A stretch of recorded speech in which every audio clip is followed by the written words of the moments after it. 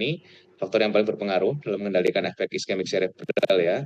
Jadi kalau misalkan kita lihat di sini, ada daerah yang namanya daerah yang normal ya. Ini perfusi normal kita itu 50 sampai 55 ml per 100 gram otak per menit. Kemudian ada yang namanya oligemia, itu 22 sampai 35 ml per 100 gram otak per menit.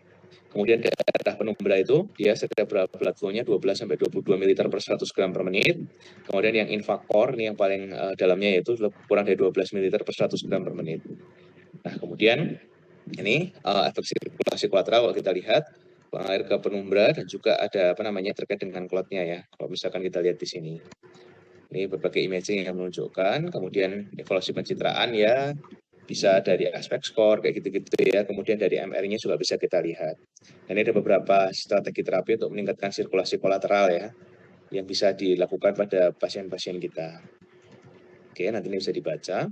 Nah, kemudian kita masuk ke sekarang yang terkait dengan tekanan intrakranial. Jadi, tekanan intrakranial itu kita punya hukum namanya hukum Monro-Kelly, di mana hukum Monro-Kelly itu volume LCS, kemudian ada darah dan juga ada parenkim otak itu selalu bertahan dalam suatu ruangan yang statis dalam kalvarium kranii kita. Jadi kalau misalnya salah satu yang bertambah, ya salah satu harus berkurang gitu. Kalau enggak akan terjadi peningkatan tekanan intrakranial.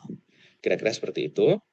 Ini adaptasinya ya dari apa namanya ketika salah satu bertambah salah satu yang harus berkurang kalau tidak terjadi akan terjadi herniasi jika sudah tidak terjadi kondisi yang terkompensasi. Oke, kemudian yang kedua ada hukum Hagen-Poiseuille ya. Hagen-Poiseuille ini juga sering ditanyakan ya. Jadi selain hukum Monro-Kelly itu ada hukum Hagen-Poiseuille ini, di mana kalau kita lihat tekanan itu akan berbanding terbalik dengan jari-jari pangkat 4. Jadi kalau misalkan terjadi sumbatan, jari-jarinya semakin kecil, justru maka tekanannya akan semakin besar. Apalagi ini pangkat 4. Jadi makanya akan terjadi peningkatan tekanan kalau kita lihat di sini. Nah, kemudian ada yang dikenal sebagai suatu autoregulasi cerebral. Itu keseimbangan antara supply dan juga expenditure dari oksigenasi, yang mana kita tahu bahwa metabolisme cerebral ini, energinya itu dipengaruhi 55% itu untuk energi aktivasi dan 45% itu untuk proses metabolisme basal. Jadi untuk menghasilkan energi itu otak kita tuh punya kapasitas untuk memetabolisme sejumlah substrat, tapi yang utama itu adalah glukosa. Nah, ini kalau kita lihat ada neurovascular unit itu terdiri dari ini, ada sel-sel endotel, kemudian ada perisit di sini ya, astrosit dan juga perivaskular sel yang mengelilinginya. Nah, ini tadi ya, normal cerebral blood flow kita adalah 50 ml per 100 gram otak per menit. Kemudian cerebral perfusion pressure itu adalah 60 sampai 80 mm air raksa, dan intracerebral pressure atau tekanan intrakranial itu adalah 5 sampai 10 mm air raksa. Nah, ini tadi R itu atau jari-jari itu bergantung dari berbagai faktor. Ada faktor myogenik, metabolik, neurogenik, dan juga endotel. Ini yang sering ditanya sama dokter Barit ya. Myogenik, metabolik, neurogenik, sama endotel. Nah, rumus-rumus ini juga teman-teman harus paham ya, karena ini berhubungan dengan autoregulasi cerebral. Di mana cerebral blood flow itu adalah cerebral perfusion pressure dibagi CVR, kemudian kalau misalkan CPP sendiri adalah MAP dikurangi ECP, atau apa namanya, mean arterial pressure-nya sendiri adalah 1 sistol ditambah 2 diastol dibagi 3 kalau kita lihat di sini. Nah, kemudian MAP sendiri, ini kan dia kalau kita lihat kan dia ada cardiac output kali systemic vascular resistance ditambah cerebral perfusion pressure yang mana dipengaruhi ICP-nya itu bisa meningkat karena tekanan intrakranial, udem cerebri, tumor gitu-gitu ya, yang bisa menyebabkan terjadi peningkatan tekanan intrakranial. Nah, ini tadi autoregulasi cerebral. Jadi, kalau misalkan kita sering ditanya ini kenapa kok nyeri kepalanya memberat pada pagi hari ya, karena terjadi peningkatan karbon dioksida ketika pasiennya tidur misalkan seperti itu. Kemudian ketika bangun tidur, kenapa kok dia seringkali terjadi stroke iskemik? Kenapa kok ada wake up stroke ya? WUS itu wake up stroke ya. Jadi ya karena terjadi vasodilatasi, karena ketika tidur itu terjadi peningkatan karbon dioksida seperti itu. Dan ini adalah mekanisme bagaimana terjadinya penurunan cerebral blood flow dan juga peningkatan tekanan intrakranial. Tadi 4 faktor yang mempengaruhi, tadi ada myogenik, metabolik, neurogenik, dan juga reaktivitas dari endotel pembuluh darah. Ini antara lain faktor-faktornya, kalau myogenik ya otot polosnya, metabolik ya dari faktor-faktor dari analisis gas darahnya ya, dari karbon dioksida, oksigen gitu-gitu ya. Kemudian neurogenik ya dari inervasi simpatetiknya, misalkan seperti itu. Kemudian terkait dengan autoregulasi cerebral, jadi volume intrakranial kita itu 130 sampai 150 ml, di mana 15% itu dipengaruhi oleh arteri, 40% dari vena, dan 45% itu dari mikrosirkulasi. di dalam regulasi TIK, nanti bisa teman-teman baca juga terkait dengan pengaruh vena. Nah, kemudian kalau kita tahu bahwa pada suatu kondisi cedera otak itu ada primary brain injury yang kemudian akan menghasilkan secondary brain injury, yang mana ini akan menyebabkan morbiditas dari pasien-pasien kita, kayak gitu kira-kira. Kemudian gejala peningkatan kok jadi nyeri kepala ini.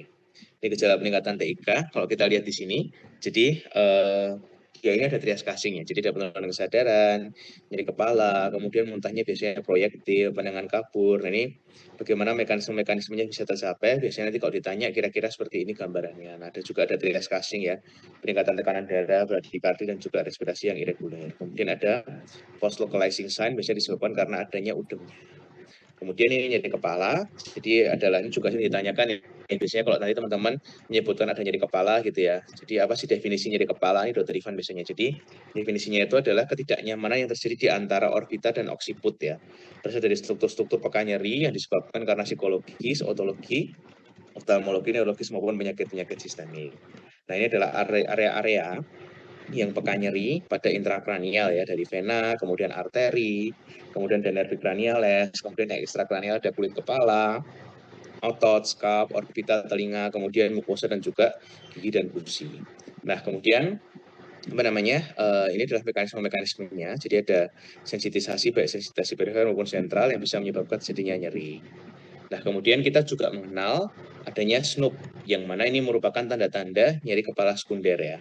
Kalau di tahun 2003 SNOOP-nya itu cuma ada 5. Nah, kita mengenal juga ada namanya red flag dan juga ada namanya orange flag, yang mana dia menentukan kira-kira sebagaimana kita menganggap itu sebagai suatu kondisi, apakah dia sebagai nyeri kepala sekunder atau bukan. Nah, kira-kira kita lihat di tahun 2019 sekarang itu SNOOP-nya itu ada 10, SNOOP 10. Ini adalah tanda-tanda nyeri kepala sekunder. Jadi kalau nanti dokter Barit nanya nyeri kepalanya itu gimana kira-kira, kenapa dokter tidak curiga nyeri kepala sekunder? Karena pasti memenuhi suatu kondisi ini, SNOOP 10 ini tadi. Dari gejala sistemik, ada neoplasma in history, ya, gejala neoplasma, defisit neurologis, misalkan penurunan kesadaran, onsetnya mendadak, misalkan older age, ya, kemudian ada perubahan pola, karena pengaruh posisi, kemudian karena batuk atau mengejan, ada papil udem, ada nyeri kepala progresif, ada karena kehamilan misalkan, dan sebagainya sampai akhirnya painkiller overuse drug ini. Nah, ini ada penjelasannya. Kira-kira bagaimana yang dimaksud dengan SNOOP 10.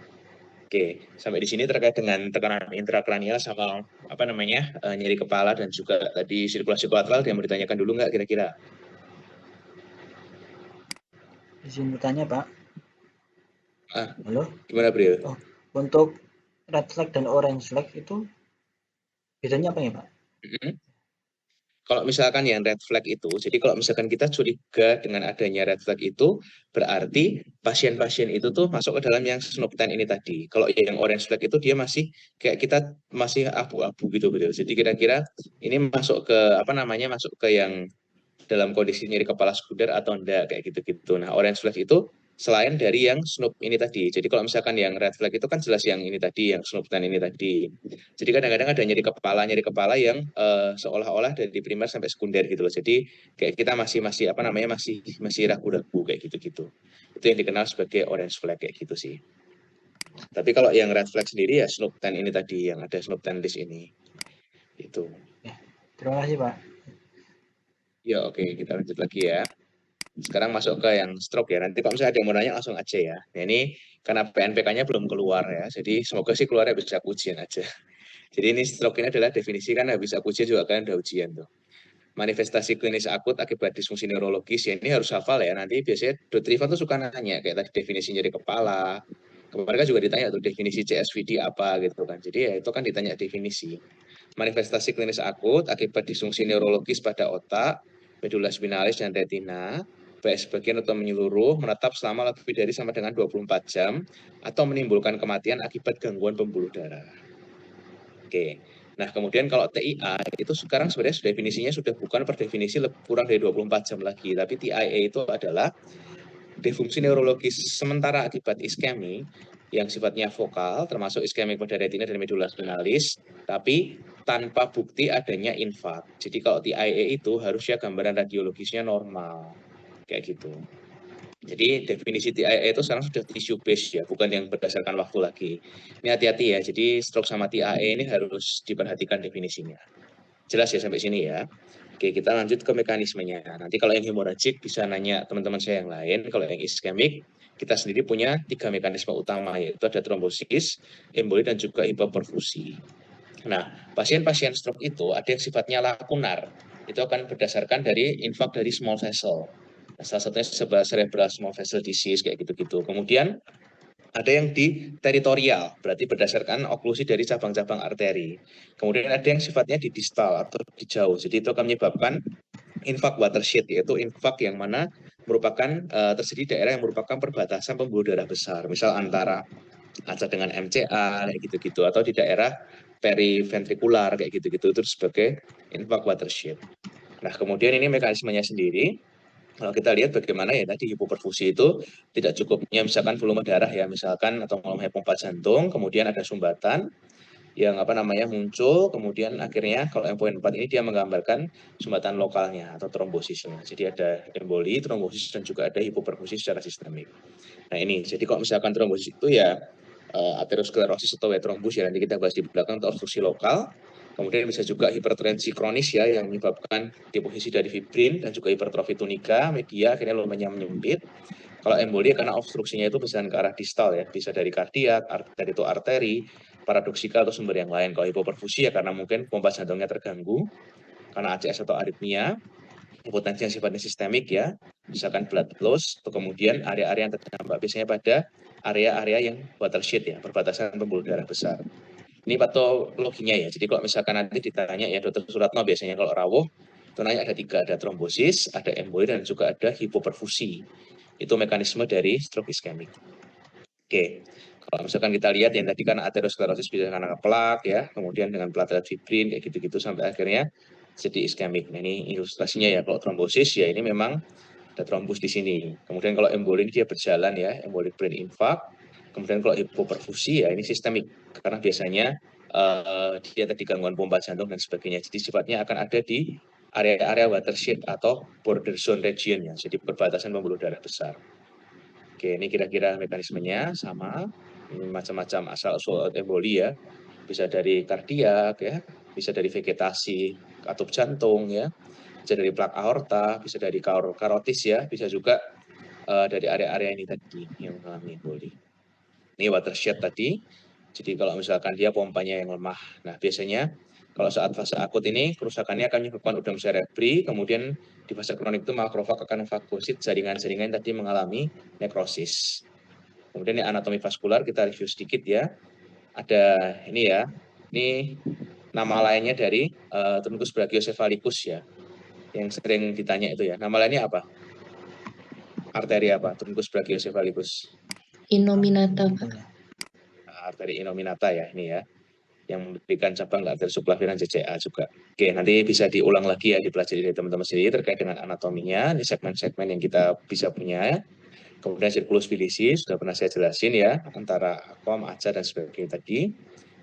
Ini nanti ada arteri lentriculus striata yang medial, ada arteri lentriculus striata yang lateral. Kalau kita lihat di sini yang memvaskularisasi dari ganglia basalis, yang lateral di sini.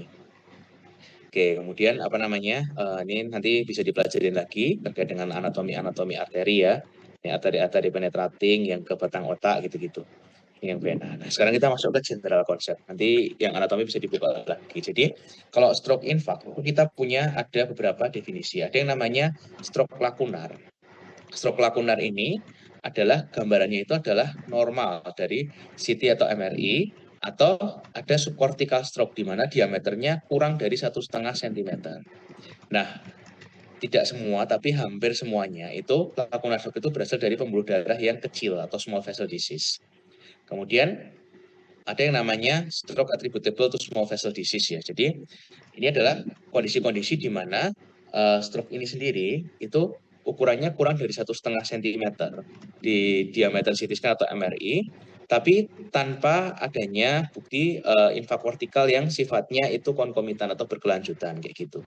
Kemudian ada yang namanya stroke kardioemboli. Stroke kardioemboli itu ya karena adanya oklusi arteri dari emboli yang berasal dari hati ya, berasal dari jantung, berasal dari jantung. Nah, kemudian apa namanya? Dari imagingnya sendiri itu kita melihat adanya gambaran-gambaran yang disebut sebagai large artery arteriosklerosis atau nanti kita belajar sebagai MHI atau malignant hyperacute infarct ya, nanti di periode berikutnya nanti kita bahas itu. Kemudian ada yang namanya stroke cryptogenic. Nah, stroke cryptogenic ini adalah stroke yang dikonfirmasi berdasarkan imaging, tapi kita tidak tahu source-nya atau sumbernya. Meskipun kita sudah melakukan pemeriksaan diagnosis yang sudah menyeluruh. Paling enggak kita sudah melakukan imaging arteri ya, misalnya kita lakukan TCD, kita sudah lakukan echo, sudah lakukan monitor ya dengan menggunakan Holter monitor misalkan untuk mengetahui ritme monitornya. Kemudian sudah lakukan pemeriksaan profil lipid, hemoglobin, kok semuanya normal gitu. Tapi kok ada stroke-nya. Nah, itu disebut sebagai suatu stroke cryptogenic. Kemudian yang disebut sebagai stroke caused by large artery arteriosklerosis ya. Jadi ini apa namanya pada kondisi di mana arteri ekstrakranial itu lebih dari 5 atau intrakranial lebih dari 50%-nya mengalami stenosis pada imaging. Kemudian nanti ada yang namanya ESUS ya, nanti akan kita pelajari di belakang ya. Bagaimana ini untuk terkait dengan apa namanya epidemiologinya. Ini kira-kira gambarannya seperti ini. Jadi stroke itu ada yang hemoragik, ada yang iskemik. Nah, yang iskemik itu dibagi menjadi yang lakunar dan non lakunar. Nah, yang non lakunar itu dibagi lagi. Jadi ada yang cryptogenic, kardioemboli, dan dari large artery. Kemudian dari sini stroke yang cryptogenic itu akan dibagi lagi menjadi ESUS dan non-ESUS ya. ESUS itu adalah embolic stroke of undetermined source. Kalau non-ESUS itu non-embolic stroke of undetermined source. Ini klasifikasi ini harus teman-teman pahami dulu ya, supaya kita nanti pas bimbingan yang kedua itu teman-teman bisa paham. Dan ini Dr. Ivan suka banget ngutak-atik ini gitu. Betul, ini nggak lagi pada ngerjain orderan kan ya? Aman ya? Tidak, Iya, Pak. Pak. Aman ya? Aman, Pak. Ini sering banget keluar soalnya ini sampai ujian nasional pun juga ini sering sering diulang-ulang dan dijadikan soal ceglongan gitu biasanya. Nah, ESUS itu ada 4 kriteria pokok tadi kan. ESUS itu kan bagian dari stroke cryptogenic ya. Ini tadi ada yang ESUS, ada yang non ESUS. Jadi yang ESUS itu paling enggak harus ada 4 kriteria utama. Yang pertama adalah dia bukan merupakan stroke lakunar. Jadi apa namanya? Non lakunar ischemic stroke. Jadi kalau lakunar tadi kan infaknya kurang dari 1,5. Kemudian dia ini absence dari aterosklerosis. Tidak ada aterosklerosis baik ekstrakranial maupun intrakranial yang mana melebihi dari 50% stenosis lumennya. Kemudian tidak ada faktor-faktor kardioemboli ya, tidak ada faktor-faktor risiko kardioemboli, misalkan atrial fibrilasi, kemudian pakai katup jantung buatan, kemudian ada tumor kardiak ya, misalkan atrial myxomania, stenosis mitral ya, penyakit jantung katup, dan vegetasi valvular dan sebagainya. Kemudian tidak ada penyebab spesifik stroke yang diidentifikasi, misalkan arteritis ya pada kasus-kasus autoimun, diseksi ya mungkin ya. Kemudian ada migrain vasospasma maupun penggunaan obat-obatan yang berlebihan ya, kayak kokain dan sebagainya itu. Nah, ini 4 kriteria ini harus terpenuhi untuk menegakkan suatu diagnosis ESUS atau embolic source of unknown stroke ya. Jadi embolic source of undetermined source kayak gitu. Nah, ini jadi apa namanya faktor-faktor resikonya. Jadi kalau misalkan kita lihat di sini, jadi stroke yang undetermined etiologi itu, kalau misalkan kita lihat di sini, stroke cryptogenic itu sebenarnya dia merupakan suatu diagnosis eksklusi.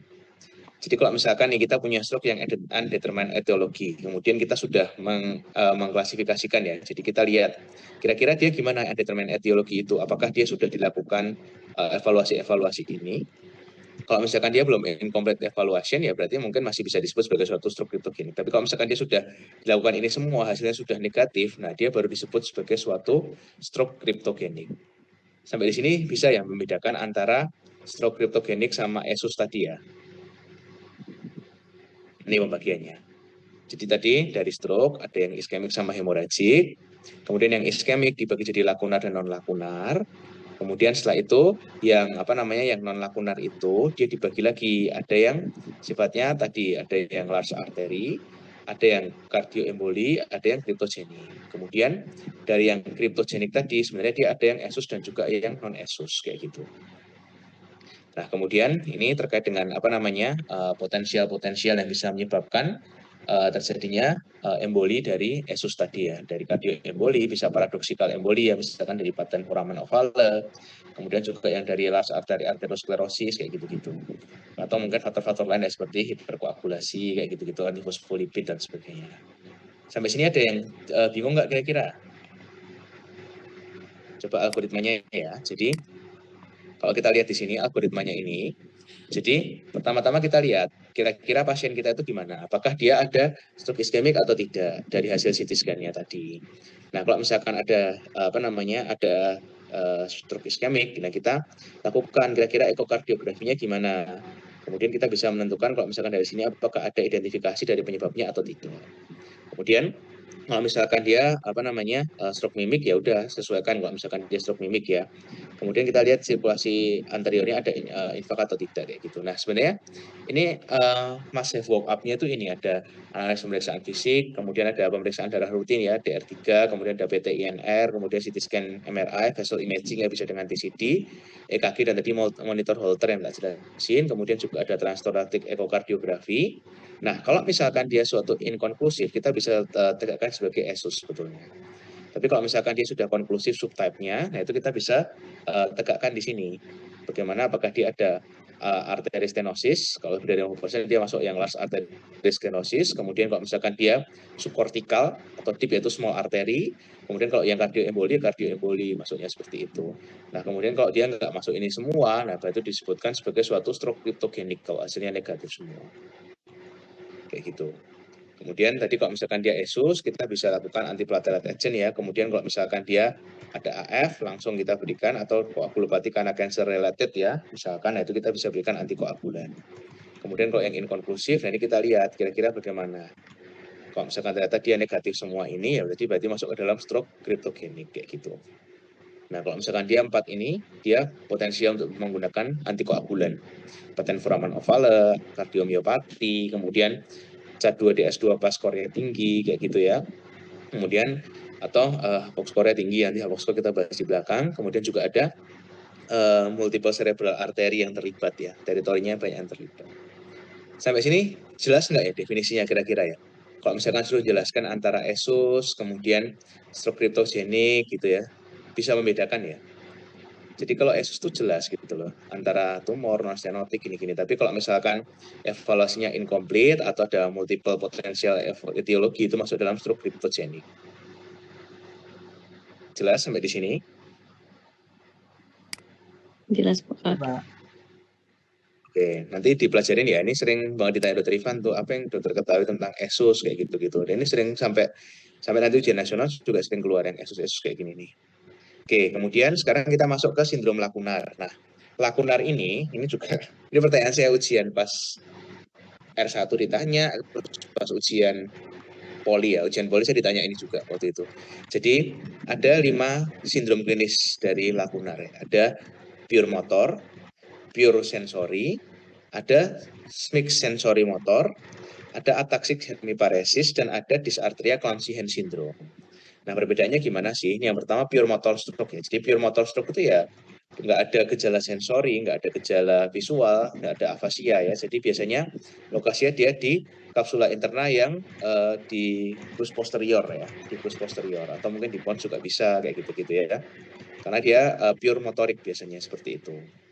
Nah, clinical defisitnya yang contralateral hemiparesis kayak gitu-gitu ya. Kemudian ada yang sensori motor stroke. Kalau sensori motor stroke ya berarti dia ada hemiparesis kontralateral dan juga ada hemisensori loss. Biasanya dia di kapsula interna dan juga di talamus ya. Bisa di krus yang anterior atau krus yang posterior. Kemudian ada yang pure sensory. Nah, pure sensory ini benar-benar cuma sensoriknya toh, nggak ada gejala motorik atau gejala visual atau gejala ke neurofisiologis yang berlangsung ya. Biasanya di talamus lateral biasanya. Dia hanya kontralateral numbness ya di sensory loss, dan ini biasanya all modality ya biasanya ya kayak gitu. Kemudian ada hemiparesis ataksik ya. Hemiparesis ataksik ini ya biasanya kenanya pada gejala piramidal, kemudian juga ada gejala-gejala cerebellum pada sisi yang sama. Ini karena lesi di pons, kemudian di talamokapsular kayak gitu-gitu ya. Kemudian satu lagi ada dysarthria Clown's-Hand. Dysarthria Clown's-Hand ini gejalanya adalah ada disfagi, ada deviasi lidah ya, nervus 12, kemudian ada clumsiness ya, paralisis dari salah satu tangan, dan juga ada facial central paralysis tadi. Biasanya di basis montis, kemudian di kapsula interna di bagian genum. Itu adalah sindrom-sindrom lakunar. Jadi ada 5 ya. Ada pure motor, pure sensory, kemudian ada sensory motor, ataxia hemiparesis, dan dysarthria clumsy hand syndrome. Itu ya, jelas ya, kalau nanti ditanya Dr. Ivan bisa ya itu ya, 5 sindrom lakunar. Oke, sekarang kita lanjut ke klasifikasi berikutnya. Berikutnya kita punya kriteria Bamford ya. Kriteria Bamford itu ada TACS, PACS, LACS, dan juga POCS. Jadi, apa namanya, TACI, PACI, LACI, dan POCI ya, biasanya gitulah istilahnya. TACI itu total anterior circulation infarct ya. Kemudian PACI itu partial anterior circulation infarct ya, ini gejalanya ya. TACI, PACI ya, PACI itu 2 dari 3 ya gejalanya ini. Kemudian LACI itu dia di lakunar ya, lakunar circulation infarct, kemudian ada POCI. POCI itu di sirkulasi yang posterior. Nah, ini gejala-gejalanya. Jadi diingat ya nanti ya, ini contoh-contoh gambarannya. Kemudian kita juga punya kriteria TOS ya. Nah, kriteria TOS itu tadi, jadi dari las arteri aterosklerosis ya, karena aterosklerosis dari intrakranial dan ekstrakranial, kardioemboli ya, karena arteria fibrilasi, kemudian ada small vessel occlusion, itu karena lakunar, kemudian ada stroke of other determined etiology, dan stroke of undetermined etiology. Kalau yang undetermined etiology itu ya karena tadi diseksi, vaskulopati, vaskulitis, dan juga hiperkoagulabilitas. Kalau undetermined ini salah satunya tadi bisa stroke cryptogenic tadi, tapi dari satu etiologi. Nah, kira-kira seperti itu. Nah, kemudian ini apa namanya, macam-macam penjelasannya ya, nanti boleh teman-teman baca sendiri bagaimana penjelasannya. Kemudian ini patofisiologi dari aterosklerosis ya. Jadi apa namanya, entah dia di otak, kemudian di jantung, dan juga di arteri-arteri perifer yang menyebabkan gejala-gejala peripheral artery disease ya. Ada claudication intermittent di situ biasanya. Oke, ini patogenesisnya, bagaimana prosesnya, nanti bisa teman baca, bagaimana pengaruh dari merokok, bagaimana dari hipertensi, dari diabetes, kok bisa jadi apa namanya aterosklerosis, dari dislipidemia. Nah, ini sering ditanya nih, bagaimana penjelasannya, nanti bisa teman-teman pelajari dari sini. Termasuk ini, metabolisme yang ini. Bagaimana terjadi kaskade iskemik ya, jadi penurunan dari cerebral blood flow, kemudian terjadi metabolisme anaerob. Ini sering ditanya ya, kaskade iskemik ini harus dipelajari. Jadi laktat meningkat, terjadi kematian astrosit, kemudian mengeluarkan TNF-alfa, interferon gamma, interleukin 1 beta, yang menyebabkan inflamasi. Kemudian kalau ATP-nya turun, astrosit akan melepaskan glutamat, terjadi eksitotoksitas, akan mengaktifkan mGlur ya, M-glutamat reseptor ya, ini ya, kemudian meningkatkan inflakalsium. Nah, ini akan menyebabkan nekrosis karena adanya aktivasi dari protease, lipase, nuklease gitu-gitu. Kemudian kalau penurunan ATP juga menyebabkan disfungsi pompa NAK ATPase. Jadi influx natrium, kemudian akan jadi udem, akan terjadi perusakan blood-brain barrier, jadi secondary brain injury. Kemudian juga ada depolarisasi, yang mana dia akan menyebabkan pelepasan dari glutamat, akhirnya bisa kembali lagi ke sini, meningkatkan eksitotoksisitas. Iya, nanti kalau misalkan ditanya kaskade iskemik, kalau ini dokter Ira yang suka nanya, dokter bisa menjelaskan kaskade iskemik seperti apa? Nah, ini jawabannya ada di sini, kayak gitu. Oke, kemudian kita lanjut, ini adalah pembentukan plak aterosklerosis. Biasanya kalau yang ini tuh dokter Subandi yang suka nanya ya. Tapi dokter Bandi, oh pas kalian udah pulang, Ding. Nah, ini prosesnya, jadi LDL menuju ke subendotel, kemudian teroksidasi ya oleh makrofag. Beda ya tadi itu, ini adalah kaskade iskemik, kalau ini adalah proses aterosklerosis ya. Jadi bedakan antara proses aterosklerosis dan kaskade iskemik gitu. Nah, ini kalau yang sekarang ini adalah proses pembentukan plak aterosklerosis. Ini dokter Bandi suka nanya sih ini, karena apa disertasinya beliau tentang ini. Terus habis itu dari sini, ini juga pertanyaan saya waktu itu, tapi saya nggak bisa jelasin sampai lengkap, sampai 10 waktu R1 dulu. Tapi ini pertanyaan wajib ya, harus tahu. Jadi LDL masuk ke sini, ke subendotel, teroksidasi oleh makrofag dan juga membentuk oleh smooth muscle cell ya, sel otot polos, kemudian melepaskan faktor-faktor growth factor dan sitokin, menarik monosit ya ke situ, kemudian makrofag dan sel foam atau sel busa ini terjadi akumulasi di situ, kemudian terjadi proliferasi dari otot-otot polos ya, akhirnya terjadi pembentukan plak, kemudian terdegradasi fibroscopinya dan akhirnya terjadi plak rupture ya, karena ada kolagenase dan juga elastase, akhirnya terjadi pembentukan trombus. Atau kira-kira prosesnya seperti ini, dari akumulasi, kemudian stres oksidatif, aktivasi sitokin, monositnya penetrasi, pembentukan sel foam, kemudian migrasi otot polos, akumulasi matriks ekstraseluler, sampai akhirnya klasifikasi dan juga fibrosis. Sampai akhirnya dia bisa ruptur ya, seperti itu. Nah, kemudian ini yang terjadi, kalau ini refraksi Dr. Barit ya, selama beliau masih ujian tak ada dari setiap beliau. Ini jadi dalam 30 menit itu terjadi pembengkakan endotel. Kemudian 1 jam terjadi peningkatan permeabilitas membran, 6 jam terjadi nekrosis. Kemudian hari kedua dan ketiga ini proliferasi dari sel endotel dan juga sel otot polos ya. Ini pembuluh darah sampai akhirnya jadi growth factor dan juga angiogenik ya, di sini membentukkan kapilyer baru pada area-area dari infak ya. Nah, sebenarnya kalau kita lihat di sini, ini sebenarnya alasan kenapa ketika kita mau memberikan pasien-pasien dengan ICH ya, nyinggung sedikit ke ICH ya. Kenapa kita ngasihnya kalau mau kasih manitos dan kita memperhatikan osmolaritas, kita harus memperhatikan paling enggak 6 jam ya, karena ketika sudah 6 jam ini baru mulai terjadi faktor nekrosis. Blood-brain barrier itu sebelumnya masih terjadi peningkatan permeabilitas membran, jadi blood-brain barrier itu masih terbuka. Jadi maksudnya ketika dia belum intak itu kita masih hati-hati. Jadi seperti itu prosesnya. Kemudian hemostasis sendiri ada yang prosesnya primer dan ada yang proses sekunder. Kalau yang primer itu aktivasi platelet sampai agregasi, dan kemudian kalau yang sekunder ini terjadi kaskade koagulasi sampai akhirnya terbentuknya fibrin. Nah, kira-kira seperti ini. Ini ya, primary hemostasis dan juga secondary hemostasis ya, pembentukan fibrin. Kalau yang secondary hemostasis ya, kalau primary dari vasokonstriksi, kemudian dari adesi ya, GP1B2A dan juga GP3A kayak gitu ya, kemudian aktivasi platelet sampai akhirnya agregasi ya, terjadi pembentukan platelet plak. Dan ini kaskade koagulasi ya, bisa teman-teman baca sendiri. Mana sih yang butuh PT ya, PT itu biasanya jalur ekstrinsik, kalau yang APTT biasanya jalur yang intrinsik. Kemudian ini jalur-jalurnya bisa teman-teman lihat di sini. Kemudian ini kaskade iskemik ya, tadi sudah kita bahas, ini review sedikit ya. Ini prosesnya, mirip-mirip kayak yang tadi, di stroke, kemudian ada eksitotoksisitas ya, karena glutamat terutama tadi, kemudian terjadi oxidative stress yang menyebabkan kerusakan blood-brain barrier. Nanti bisa teman-teman baca lagi, ini rangkuman yang tadi ya, yang lebih panjang lagi dari yang tadi. Tapi kalau mau enak ya tadi yang skema tadi sudah lumayan. Oke, sampai di sini ada yang mau ditanyakan dulu nggak kira-kira terkait dengan kondisi-kondisi ini tadi. Ini sitokin proinflamasi yang terlibat ya. Kemudian mungkin juga ada sel adesi molekul dan juga ada MMP tadi, sel deregulator, nanti bisa teman-teman baca. Sampai sini ada yang mau ditanyakan dulu kira-kira terkait dengan apa materi yang sudah kita diskusikan. Izin tanya Pak. Oke, belum ya, kita lanjut dulu ya. Oke. Pak Edda. Iya, sorry, gimana Bril? Izin tanya Pak. Untuk alasan kenapa trombolisis dilakukan kurang dari 4,5 jam itu, apakah ada hubungannya dengan kaskade tadi atau bagaimana ya Pak?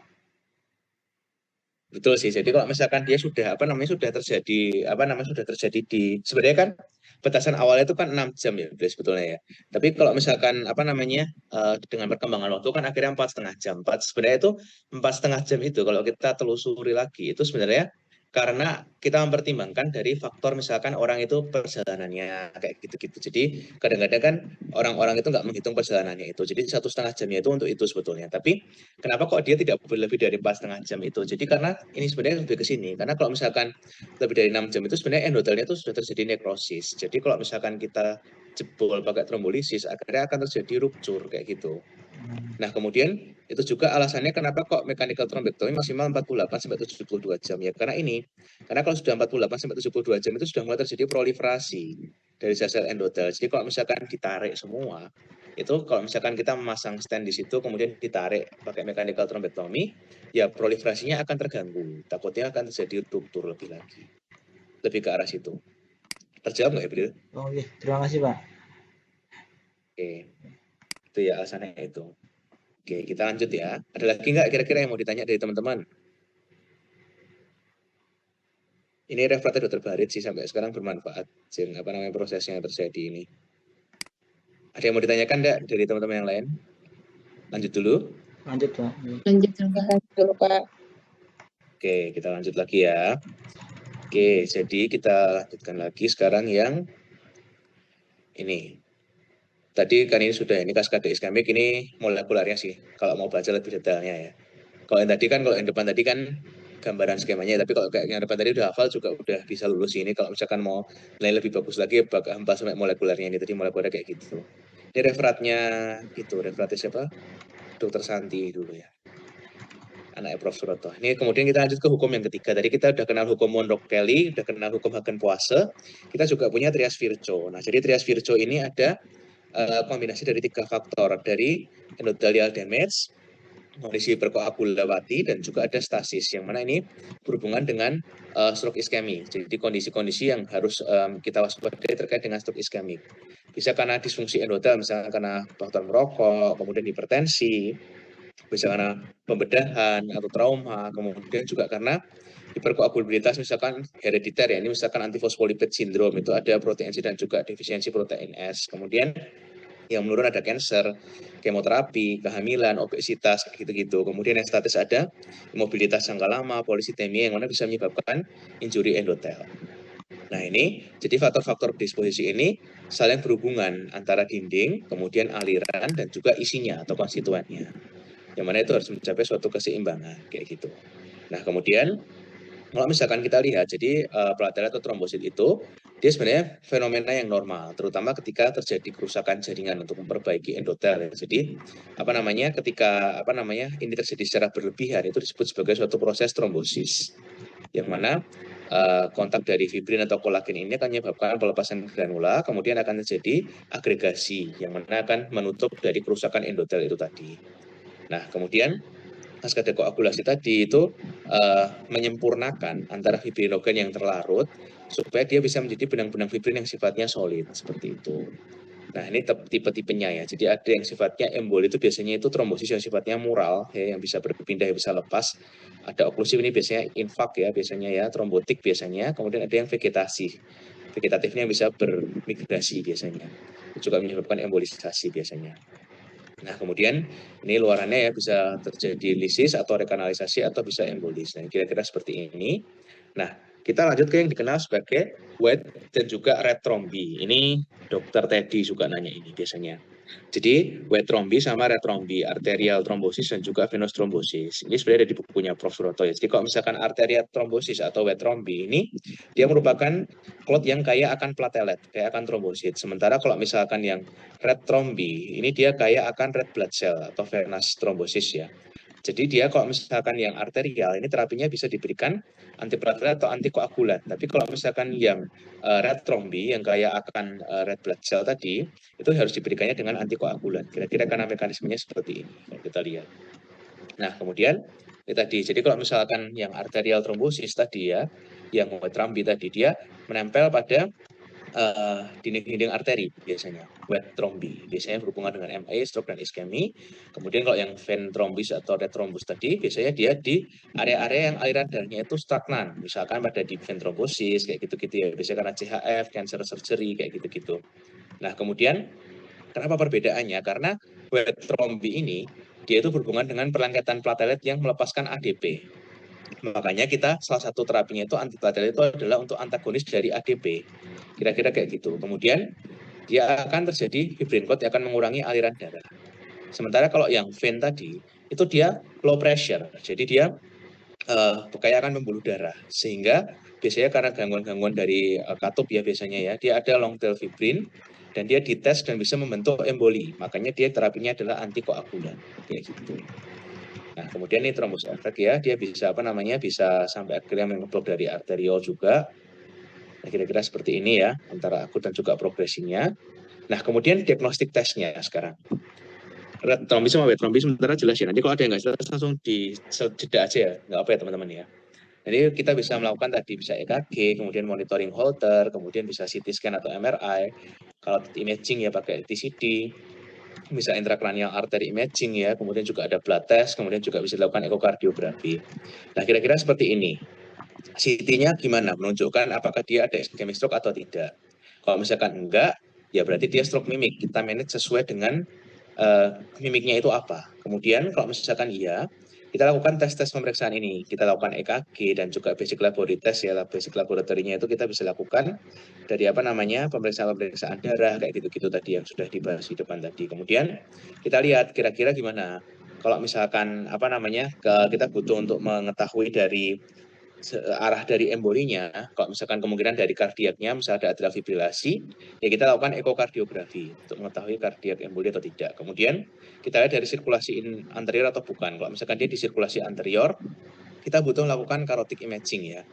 Kemudian kalau misalkan juga bisa yang non-invasif juga untuk terkait dengan arterial imaging. Tapi kalau misalkan tidak ya kita lihat di vertebrobasilar, sebenarnya bisa dengan TCD. Kemudian kita lihat untuk manajemennya, kira-kira gimana? Apakah bisa ditemukan identifikasinya, kemudian kita lakukan manajemen ini tadi, apakah ada perlu tes genetik dan sebagainya, kayak gitu-gitu. Ini sama ya. Kemudian perawatan fase hiperakutnya, waktunya kurang dari 6 jam ya. Kenali fase ini tadi, SpO2-nya harus lebih dari 95%. Evaluasi saat di rumah sakit ya, anamnesis.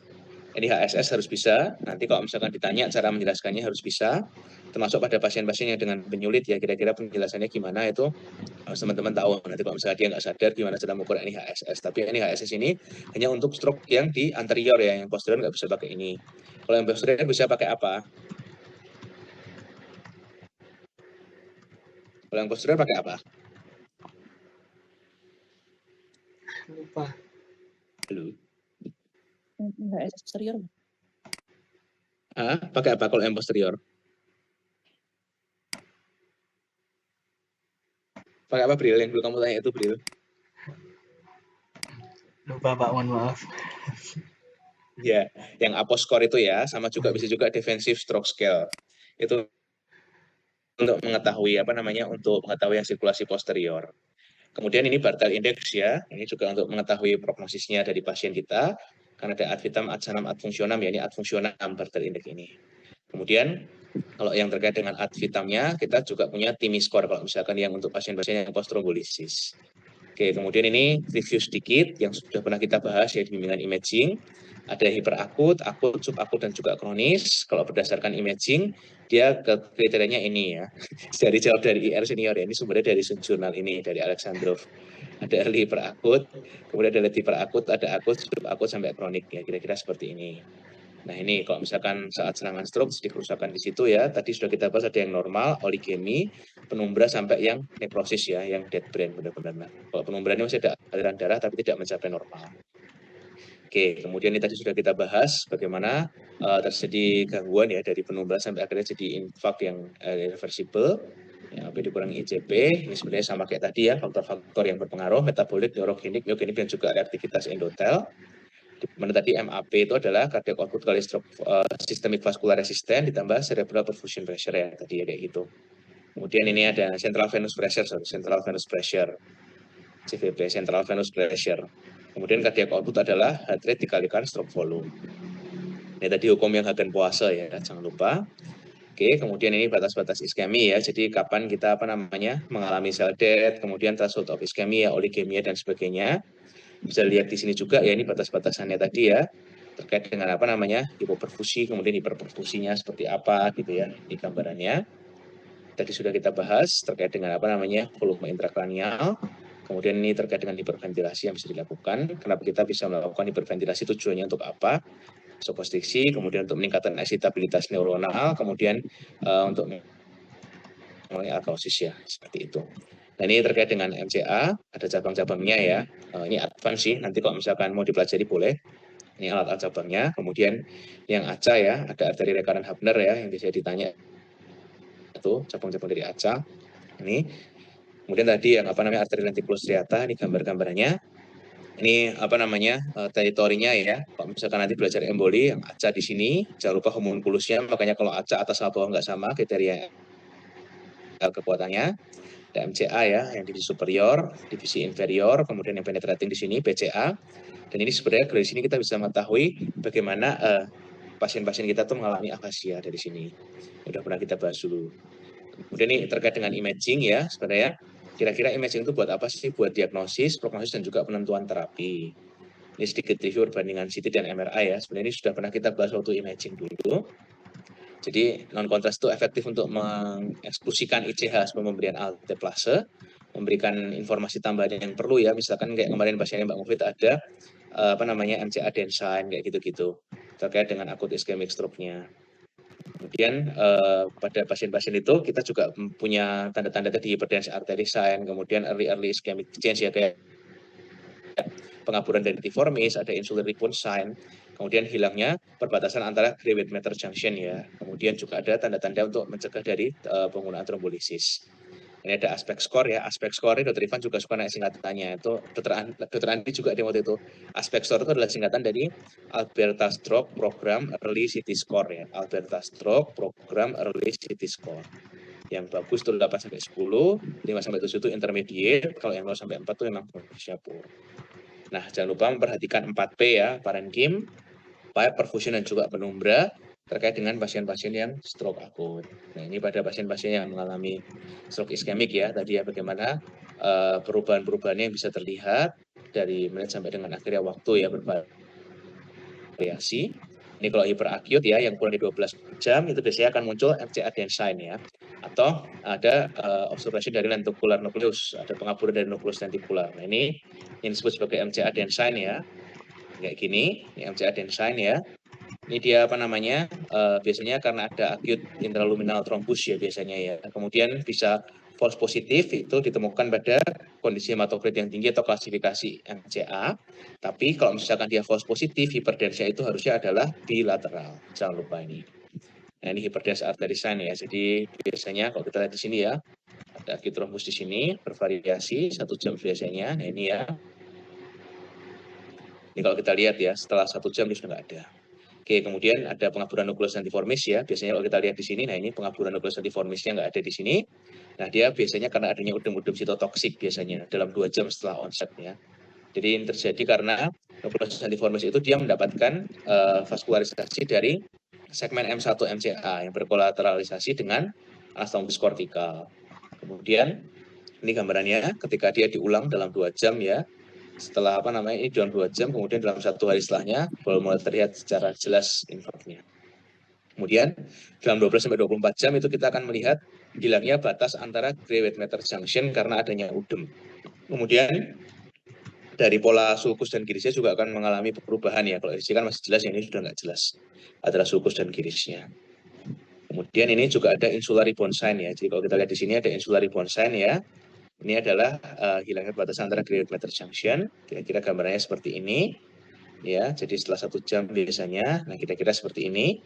Kalau misalkan kita melihat juga diubah dari apa namanya window-nya ya pada CT scan itu kita bisa melihat adanya loss of insulary bone sign kayak gini, hilangnya gray white matter junction.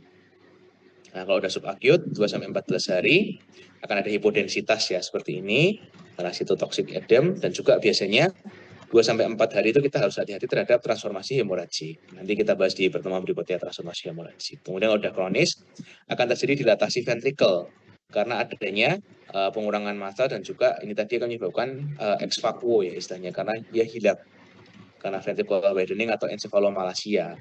Jadi dia akan terisi oleh suatu dead space, itu akan terisi dari CSF, itu yang disebut sebagai encephalomalacia ya. Jadi akan terjadi penarikan ventrikel secara ex vacuo. Definisi encephalomalacia ya. Jadi pengisian CSF pada dead space akibat suatu kondisi infark kayak gitu. Juga sini ditanya nih. Makanya kalau besok CT scan-nya jangan dilaporkan detail gitu ya, misalkan ada encephalomalacia gitu, nanti mengundang pertanyaan. Definisi encephalomalacia itu apa gitu.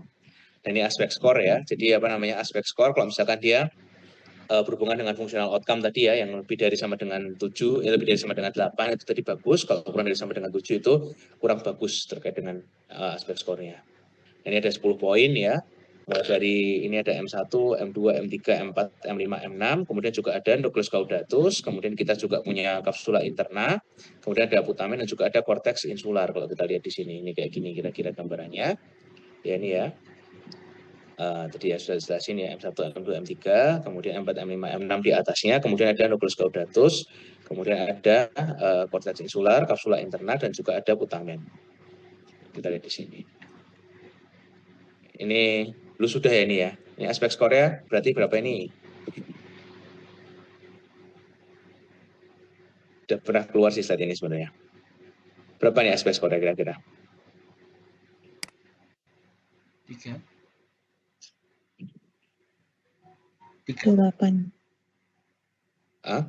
3. 8. Coba kita hitung ya Mbak ya. Kan ini caudatusnya kena nih.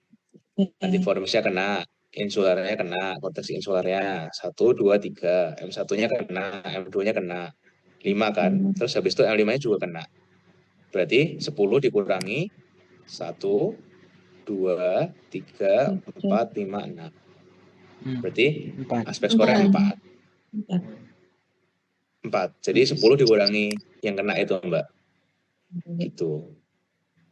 Gitu ya. Kemudian ini nanti untuk dasar untuk yang stroke infarct large vessel. Kemudian ada yang namanya posterior aspect score. Jadi kalau posterior aspect score ini, jadi pada daerah-daerah yang ini lobus occipital itu dikasih nilai 1.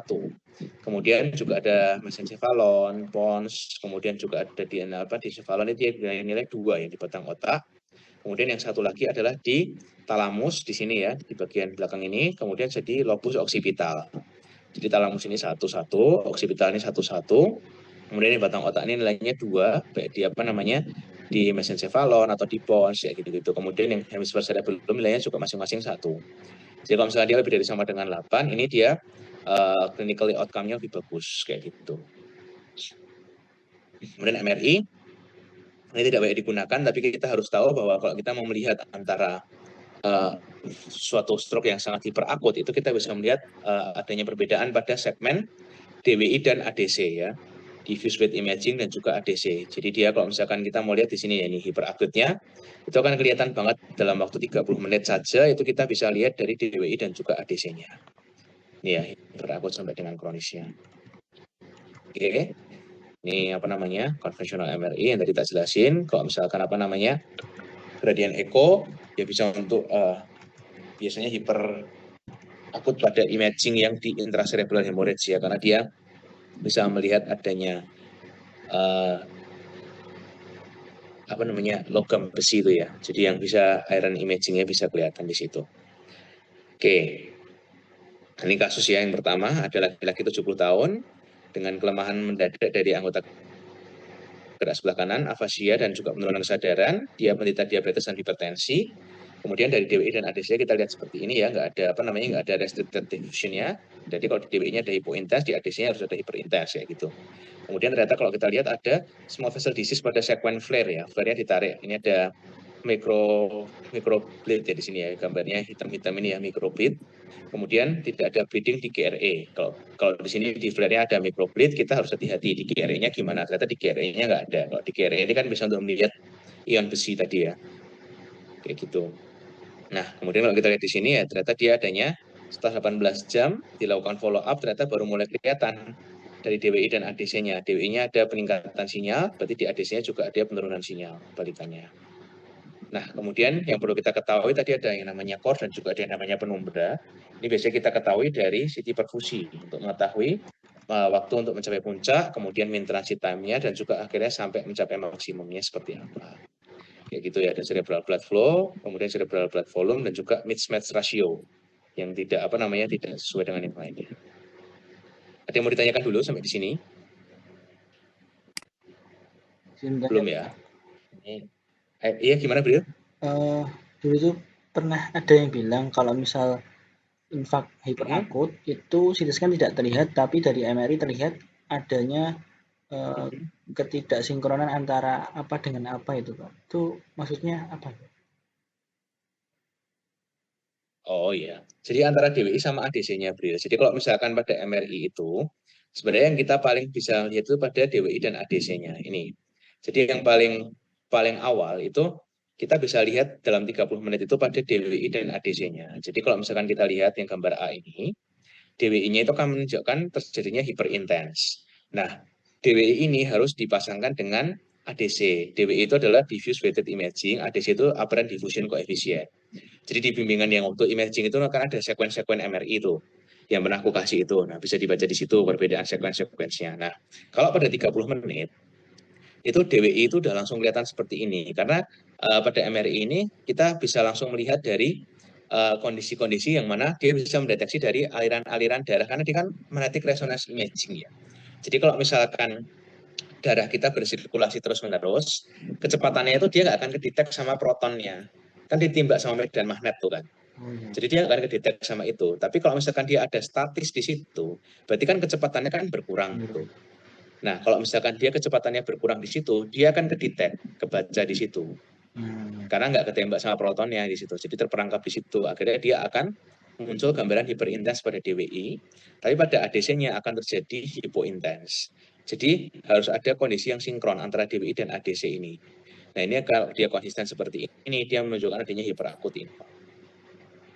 Gitu, Bril. Oke. Oke, Pak. Terima kasih, Pak. Oke. Ya, nanti kalau misalkan mau baca-baca lagi, boleh sini, tapi ya nice to know aja terkait dengan apa namanya CT perfusi gitu ya, MR perfusi, udah pernah kita bahas dulu. Pasti dengan imaging ya daerah-daerahnya ya, daerah core ischemic, penumbra tadi ya, kemudian daerah luarnya yang luxury perfusion. Ini alasannya kenapa kita tidak boleh menurunkan tekanan darah secara mendadak pada pasien-pasien dengan stroke ischemic kayak gitu. Oke, ini case yang kedua ya, dengan apa namanya acute onset dari right facial droop ya, kelemahan di facial yang bagian kanan dan juga fasia. Nah, ternyata kita lihat di sini adanya penurunan dari cerebral blood flow ya, ini cerebral blood flow-nya menurun, kemudian terjadi peningkatan mean transition time ya, ini untuk perpindahannya tadi, dan juga time to peak-nya juga ternyata meningkat, jadi terjadi peningkatan dari daerah-daerah yang tadi, low core infarct-nya tadi, kira-kira seperti ini. Mismatch perfusion, ini dari CT angiografi, ya, yang single phase yang multiphase. Nah, kalau misalkan dari sini sebenarnya kita bisa menentukan kira-kira acute stroke terapinya seperti apa. Nah, kalau yang dulu kita tahun 98 ini kurang dari 3 jam nih. Kemudian setelah itu bertambahnya waktu kurang dari 4,5 jam ya. Kemudian sekarang ini kita bisa lihat dari stroke simptomnya kurang dari 24 jam atau dari last non normalnya ya. Kita CT scan-nya tanpa adanya ICH kita lihat kalau misalkan dia stroke mimik ya, lakukan tata laksana selanjutnya lah. Kemudian kalau dia akut ischemic stroke, kalau last non normalnya kurang dari 4,5 jam dan eligible, kita lakukan RTPA. Tapi kalau enggak, NIH-nya lebih dari 6 dan dia apa namanya last non normalnya kurang dari 16 jam, kita bisa lakukan protokol endovaskuler, bisa lakukan trombektomi, misalkan mechanical trombektomi. Kemudian kalau misalkan tidak ya kita bisa lakukan ini. Kalau wake up stroke kita bisa lakukan MRI atau kita bisa lakukan pemeriksaan CT perfusi untuk melihat apakah dia area penumbranya masih banyak atau tidak, kemudian core infarktnya luas atau tidak. Kira-kira kayak gini, don't and diffuse kemarin waktu dokter Subandi jelasin ya, kriteria apa namanya mechanical trombektomi. Ini antara 4,5 jam sampai lebih dari 24 jam. Nah, ini sedikit resume ya untuk pemeriksaan penunjangnya. Ini darah yang bisa dilakukan ya, ada fungsi ginjal, ada glukosa, kemudian ini ada pemeriksaan yang lain-lainnya, gula darah sewaktu, postprandial. Kemudian ini beberapa pemeriksaan penunjang yang bisa dilakukan EKG dan juga ekokardiografi ya. Ini sebenarnya penjelasan dari yang tadi ya, CT scan-nya, kemudian MRI. Ini apa namanya indikasi-indikasi kriteria diagnosisnya ya. Kapan disebut sebagai kalsifikasi, kapan disebut sebagai pendarahan, kayak gitu-gitu. Kemudian ini kriteria diagnosis MRI akut tadi ya. Jadi kalau misalkan MRI akut tadi, kalau kita lihat ada perbedaan antara DWI dan juga ADC. Kalau misalkan dia susah ya kalau misalkan pada fase akut, kalau misalkan mau melihat ini tadi sinyal yang rendah pada T1 kayak gitu-gitu. Yang paling bagus itu ya memang DWI dan ADC sebetulnya tadi. Oke, kemudian DSA ini menjadi baku emas ya untuk mendeteksi pasien-pasien dengan cerebrovaskular, tapi karena dia invasif, kalau kita tidak bisa melakukan DSA, kita bisa melakukan CTA. Lebih bagus mana CTA sama MRA untuk pasien-pasien dengan apa namanya subarachnoid hemorrhage? Dilakukan CTA atau MRA kalau pasien-pasien dengan SAH? Kalau nggak bisa dilakukan DSA? CTA, Pak. Ya, CTA ya, jadi dia lebih bagus sensitivitasnya daripada MRA. Kemudian TCD ya, bisa mendeteksi mikrobubble untuk apa shunting ya, right on the left shunt, misalkan karena patent foramen ovale. Ini bisa nanti dibaca lagi ya, tabel-tabel tes diagnosisnya untuk pasien-pasien dan indikasinya. Ini rekomendasinya ya, jadi kalau pada pasien stroke akut, dalam waktu 3 jam setelah onset, kita harus bisa merekomendasikan CT scan untuk melihat pemberian alteplase atau tidak. Tadi DWI ya, kalau misalkan mau pakai MRI, DWI ADC, atau CTA ya, terutama kalau dia mau dilakukan pemeriksaan mau dilakukan tindakan trombektomi atau trombolisis yang intraarteri. Kalau misalkan yang intravena kan kita lakukan biasa. Kalau misalkan di DSA, terus dimasukkan alteplase juga bisa sih. Nah, itu juga harus dilakukan MRI DWI atau CTA paling tidak. Oke. Kemudian GRE tadi yang untuk mendeteksi pendarahan ya, karena bisa mendeteksi logam. Salah satunya kalau misalkan yang selain di stroke bisa pada deteksi Wilson disease ya, yang ada akumulasi kubrum atau akumulasi tembaga itu. Kemudian ini karotis ya, karotis imaging ya, mendeteksi stenosis ada atau tidak. Ini rekomendasi aja sih, nanti bisa dibaca. Ini macam-macam apa namanya penyebabnya ya. Jadi dari tadi emboli, kemudian yang dari luminal, dari trombosis sampai sistem hiperperfusi, dan ini cabang-cabangnya dari ICA ada 7 cabang, kemudian dari VA ada 4, ACA ada 2, MCA ada 5, PCA ada 2. Dan ini sindrom-sindromnya. Biasanya nanti kalau misalkan ditanya ya, kalau misalkan ACA kenanya seperti apa, ya, yang kekuatan kaki sama tangannya nggak sama. Kalau MCA gimana? Ini sering ditanya ya, kalau Gerstmann syndrome ya, di gyrus angularis ya, ada agrafia. Jadi sebenarnya kemarin yang pasien onco itu bagus banget itu yang apa namanya, yang di lobus parietal ada meningiomanya. Ini biasanya kalau nanti udah R2, kalau ada pasien meningioma, keluar sih sindrom Gerstmann ini, kalau misalkan di parietal ya. Agrafia, akalkulia, alokiria ya. Alokiria itu tidak bisa membedakan kanan dan kiri ya, tinggal agnosia, itu kasus sindrom Gerstmann ya. Kemudian ada sindrom Anton ya, itu di occipital bilateral ya. Dia ada cortical blindness tapi dengan denial, jadi dia pasiennya nggak mau mengakui. Kemudian ada Balin ya. Balin itu bilateral parieto occipital ya. Biasanya dia ada apraksia okulomotor, nggak bisa mencapai sesuatu, ataksia optik, dia nggak bisa mengarahkan pandangan untuk berfokus ke sesuatu, simultagnosia. Ya, pakai apa ngeceknya simultagnosia? PR sedikit ya. Pakai apa simultagnosia ngeceknya?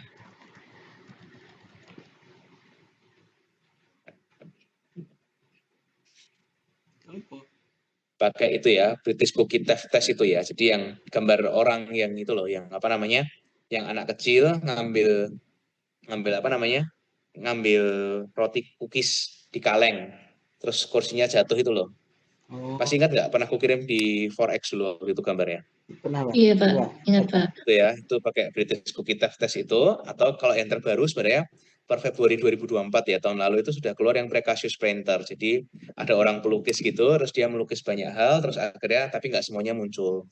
Nah, atau yang paling bagus lagi bisa menggunakan Havon Test ya. Nah, Havon Test itu dia yang huruf itu, jadi ada huruf E dibentuk bolak-balik itu loh, kalau yang kita kayak lihat di kaos-kaos itu loh, itu Navon Test ya. Jadi kalau misalkan dilihat huruf E-nya itu bisa membentuk huruf-huruf tertentu lah, dia kira-kira bisa melihat nggak itu, atau dia hanya melihat itu sebagai suatu huruf E. Bisa dibentuk jadi pola angka 3 kayak gitu-gitu, dia ngeliatnya ternyata huruf E, padahal harusnya itu membentuk angka 3 kayak gitu-gitu. Kemudian ini adalah recurrent artery of Wagner ya, cabang dari ACA tadi, contralateral phase and awakeness, kemudian juga motor afasia kayak gitu-gitu. Kemudian kalau yang apa namanya, kalau dia arteri ya pasti dia di arteri yang N arteri ya, cabang dari arteria cruciata tadi. Gitu ya, ini contoh-contoh apa namanya sindrom-sindromnya. Tadi yang ada lakunar ya, ada pure motor, ada sensori motor, ada pure sensori, kemudian ada hemiparesis ataksik dan juga ada dysarthria Kamsihen.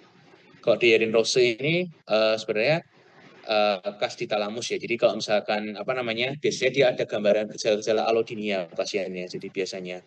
Kemudian apa namanya, awalnya itu dikenal sebagai central post-stroke pain ya, tapi ternyata sebenarnya setelah itu berkembang akhirnya.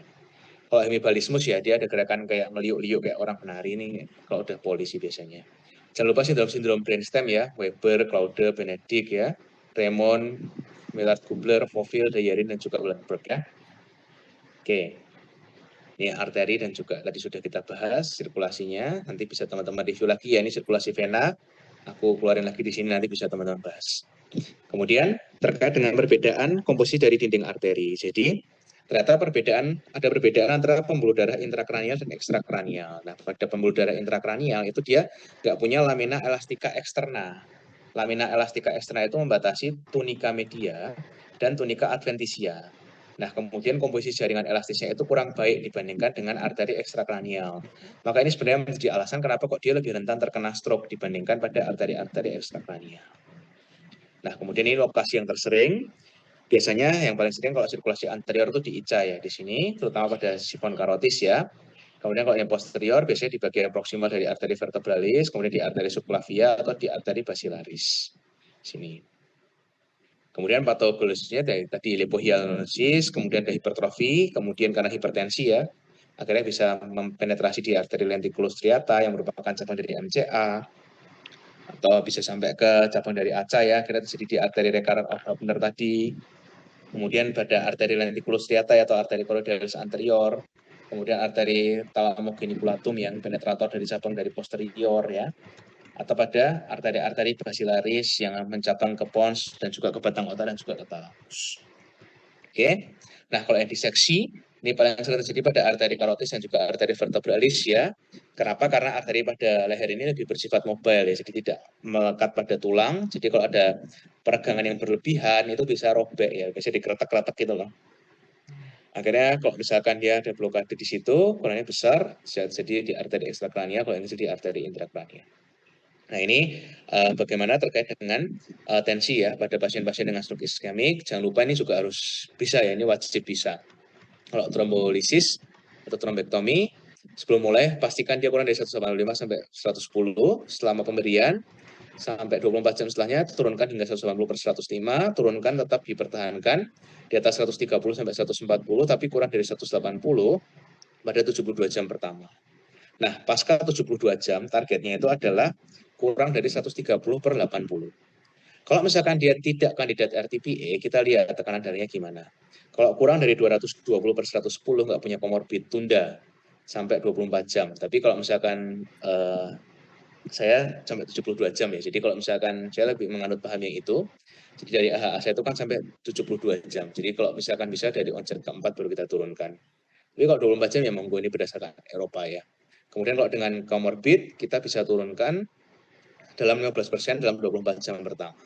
Nah, dokter Bari itu suka iseng. Lah comorbidnya itu apa gitu. Comorbidnya adalah ini, sindrom koroner akut, gagal jantung akut, diseksi aorta ya, sekunderi ICH ya, atau transformasi hemoragik, atau preeklamsia atau eklamsia. Kemudian antihipertensi yang disarankan itu ada tiazid, ACE inhibitor, ARB. Nah, CCB itu masih bisa, tapi bukti efektivitasnya masih terbatas. Kira-kira seperti itu. Ini rangkuman dari yang tadi ya, kondisi-kondisinya sama kayak tadi. Kemudian ini tadi yang saya bilang, ditunggu sampai 24 sampai 72 jam ya, berdasarkan AHA-ASA. Monggo kalau mau berdasarkan EXO 24 jam juga boleh, silakan. Ini penurunannya 15% dari MAP. Oke, ini beberapa obat yang direkomendasikan dari AHA-ASA ya. Bisa pakai labetalol, bisa pakai nicardipin, kayak gitu-gitu ya. Kemudian monitornya. Ini kalau misalkan terkait dengan target-targetnya tadi sebenarnya sama kayak yang tadi. Ini presentasi. Nah, ini pemberian obat-obatnya ya. Kalau misalkan kita nggak punya nicardipin, kita punya diltiazem ya. Waktu itu kayaknya ada di ada di apa namanya, ada di gudang yang gambar jam itu loh. Itu bisa dipakai infus diltiazem itu ya. Untuk pasien-pasien dengan apa namanya, stroke akut dengan hipertensi emergensi ya. Yang bawa itu diltiazem itu apa, Mercy. Oke, kemudian kalau nicardipin ini 0,5 sampai 6 mikrogram per kilogram berat badan per menit ya. Ini ada tabel pemberiannya. Jangan lupa nanti kalau misalkan pakai nicardipin harus bisa ngitungnya ya. Jadi satu vial nicardipin ditambah 40 ml pelarut itu kan berarti kan dalam sering pump 50 ml. Nah ini ya dosisnya 5 mg per jam dengan dosis awal dinaikkan 2,5 mg per jam setiap 5 sampai 15 menit dengan efek yang diinginkan. Maksimumnya 15 mg per jam. Nah diltiazem itu spesifik khususnya digunakan pada pasien-pasien dengan tachyarrhythmia, angina yang nggak stabil, kemudian SVT atau myocard infarct, nah kita bisa pakai diltiazem. Ini cara perhitungannya ya, satu ampul itu kan 5 cc itu 10 mg. Nah, kemudian kalau misalkan 1 mg itu berarti kan dia 1000 mikrogram. Nah, satu ampul nicardipin itu kalau misalkan dia 10 mg berarti dia ada 10.000 mikrogram. Nah, kemudian diberikan dalam siring pump. Nah, 10 mg ini dilarutkan dalam 50 cc physiological salt ya, NaCl 0,9%. Jadi 1 cc NaCl itu akan mengandung 10.000 dibagi 50. Jadi ketemu 200 mikrogram per cc. Dosimetri kan 0,5 mikrogram kali kilogram berat badan ya. Jadi kita kalikan misalkan dia 0,5, berat badannya 50, kemudian pelarutnya tadi kan 50 cc itu. Dibagilah dia dengan sediaan nicardipin 10 mg dikali 1000, 1000-nya dari sini asal usulnya, dikali 60 menit. Jadi ketemu dia dosisnya adalah 7,5 cc per jam. Ini harus bisa ngitung ya, nanti kalau misalnya disuruh ngitung dokter Barit ya, dokter Barit itu suka ngasih soal hitung-hitungan soalnya. Sampai sini ada yang mau ditanyakan dulu terkait dengan pemberian obat hipertensinya. Jelas ya? Jelas, Apa masih ini? Udah jelas ya, oke. Sabar ya, kurang dikit lagi ya. Ini apa namanya, terkait dengan etiologinya nanti bisa teman-teman baca ya. Ini ada rangkuman. Jadi kalau misalkan apa namanya, dia ekstrakranial seperti apa, stenosisnya tergantung stenosisnya ya, dia berapa persen. Kemudian kalau ekstrakranial carotid stenosis, kemudian arcus aorta, ini bisa teman-teman baca yang moya-moya misalkan, yang small vessel disease kita memilih silostasol ya. Kemudian kardioemboli yang dengan atrial fibrilasi ya, yang dengan valvular disease ya. Ini bisa teman-teman baca nanti bagaimana terapinya masing-masing. Nah, kemudian manajemen umumnya sendiri memang ada stabilisasi jalan nafas dan pernafasan, kemudian hemodinamik, TIK, kemudian kejang, suhu tubuh dan juga gula darah ya, dari triple manuver, pasang pipa orofaring ya, suction, kemudian kalau misalkan kita butuh intubasi, kalau misalkan GCS-nya kurang dari sampai dengan 8, targetnya di 95%. Kemudian dehidrasi ya, kalau misalkan dia tanda-tanda dehidrasi, jangan diberikan hipotonik ya, menyebabkan udem otak. Kalau TK-nya meningkat, hati-hati kelebihan cairan. Kemudian ini peninggiannya, kenapa kok diberikan pada suhu 30 derajat? Terkait dengan apa sih ini sebetulnya? Aliran Kenapa nggak dari vena, Pak. Ya, betul. Bisa jelasin ya, betul Mbak Mufid. Jadi berdasarkan dengan aliran dari venanya. Kalau dia gravitasinya 0 atau dia di 90 derajat, dia malah justru semakin meningkat TIK-nya. Oke, kemudian ini suhu tubuhnya ya. Jadi apa namanya, pada pasien stroke akut ini sebenarnya bisa dilakukan hiperbarik hipertermi ya biasanya ya. Sudah ada di beberapa center ya, di Aceh, kemudian apa namanya, di Makassar itu sudah mulai ada yang hipotermi kayak gini. Kemudian juga gula darahnya dijaga dalam range-nya adalah 60 sampai 180 ya. Jadi ini juga dokter Barit juga yang suka nanya ini. 60 sampai 180. Jadi kalau pada stroke iskemik akut, hiperglikemi ini menyebabkan neurotoksik. Jadi akan bisa meningkatkan keburukan dari luaran klinisnya. Nah, jadi range-nya dipertahankan pada 60 sampai 180. Nah, ini kalau misalkan ketemu di IGD apa yang dokter lakukan kayak gitu. Nah, kita punya yang namanya insulin sliding scale. Ini ada di PNPK. Teman-teman harus hafal, kalau misalkan dia 120 sampai 200, kita butuh insulinnya sebutan berapa unit, sampai akhirnya lebih dari 350, kita butuh 100 unit. Juga boleh kalau misalkan mau pakai yang infus intravena, tapi ini nggak ada di PNPK sih. Ada yang tadi. Dia memang goal kita adalah menyelamatkan si penumbra, karena dia masih bisa reversible, atau masih bisa balik. Nah, ini kapan kita melakukan trombektomi mekanik? Jadi trombektomi mekanik itu kita lakukan ketika terjadi sumbatan pada pembuluh darah besar, misalkan pada oklusi ICA, kemudian M1, M2, M3 tadi ya, pada MCA, kemudian aspek skornya lebih dari sama dengan 6, NIHS-nya lebih dari sama dengan 6, dan awitan stroke-nya 6 sampai 16 jam. Kemudian ini dosis RTPA ya, jangan sampai lupa, 10% diberikan bolus, sisanya diberikan drip infus dalam 60 menit. Kemudian ini tadi bisa juga selain alteplase kita juga punya tenecteplase ya, di mana mekanisme kerjanya ini adalah sama-sama menghambat dari plasmin ini, sehingga fibrinnya tidak akan terjadi pembentukan sampai akhirnya bisa terjadi degradasi produk dari fibrin kayak gitu. Indikasi dan kontraindikasinya teman-teman bisa apa namanya hafalkan ya. Terutama kalau nanti ada yang dapat infak harus bisa nih apa namanya indikasi kontraindikasinya. Dan ini kan nanti usianya kan pasangan ya. Jadi nanti biasanya kalau misalkan satu dan jawab itu turun melengkapi. Saya juga waktu ujian nggak hafal sih. Waktu itu 18 itu apa aja gitu. Jadi kira-kira seperti itu. Nah, kemudian ini indikasi kontraindikasinya nanti bisa dibaca sendiri karena cukup banyak. Saya pikir harusnya sudah bisa karena kita sudah punya checklistnya. Kemudian anti agregasi platelet. Nah, sebenarnya kalau kita baca di guideline ASA, sebenarnya aspirat itu sebenarnya diberikannya itu 160 sampai 325 itu bukan suatu loading dose ya. Jadi yang dinamakan loading dose itu sebenarnya pada pembelian clopidogrel 300 mg. Nah, itu kenapa kok kalau clopidogrel itu perlu di loading? Karena hubungannya dengan onset waktunya, onset waktu kerjanya. Jadi ketika clopidogrel cuma diberikan satu, dia onset waktu mencapai puncaknya itu 5 jam. Dia baru bisa bekerja. Tapi kalau misalkan aspirat itu sebenarnya dia 260 sampai 325 itu bukan suatu loading. Kalau misalkan kita baca di ASA. Nah, ini ada beberapa mekanismenya ya. Ada GP2, B3A ini berhubungan dengan adhesi platelet ya tadi ya, dan juga agregasinya. Itu ada apa namanya, ada apiximab, ada epitabib, ada tirofiban kayak gitu-gitu. Kemudian berhubungan dengan aktivasi itu ada fosfodiesterase inhibitor dan silostasol, dipyridamol. Kemudian yang inhibitor dari P2Y12 ya, ada antagonis dari ADP juga. Jadi misalkan ada diklopidin, clopidogrel, plasukol kayak gitu. Kemudian ada COX inhibitor atau aspirin, dan juga ada PAR1 antagonis ya.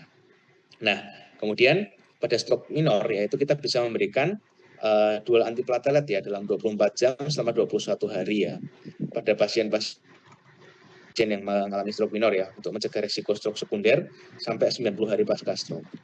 Gitu. Ini mekanismenya ya, ada 4 mekanisme terutama ya, inhibitor siklooksigenase, inhibitor ADP, kemudian inhibitor fosfodiesterase dan juga GP2A3B tadi ya, apiximab, epativir, tirofiban ya gitu-gitu. Nah, kemudian antikoagulan ya dengan mekanisme masing-masing ya. Devaroxaban, apixaban, edoxaban, dan betrixaban ini dia inhibitor faktor 10A, yang mana dia ada antidotumnya adalah si asam alfa andexanet ya, alfa andexanet alfa. Kemudian yang bekerja di sini di antitrombin 3 ini ada fondaparinux ya, di sini ya fondaparinux. Kemudian juga ada yang di sini yang di antitrombin 3 heparin, LMBH ini kayak gini-gini ya. Kemudian kalau yang apa namanya di sini yang di apa namanya di trombin ini, kalau heparin antidotumnya apa sih?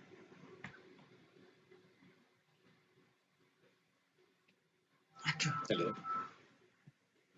Protamin sulfat bukan ya, Pak? Ya, oke. Kalau warfarin, Vitamin K.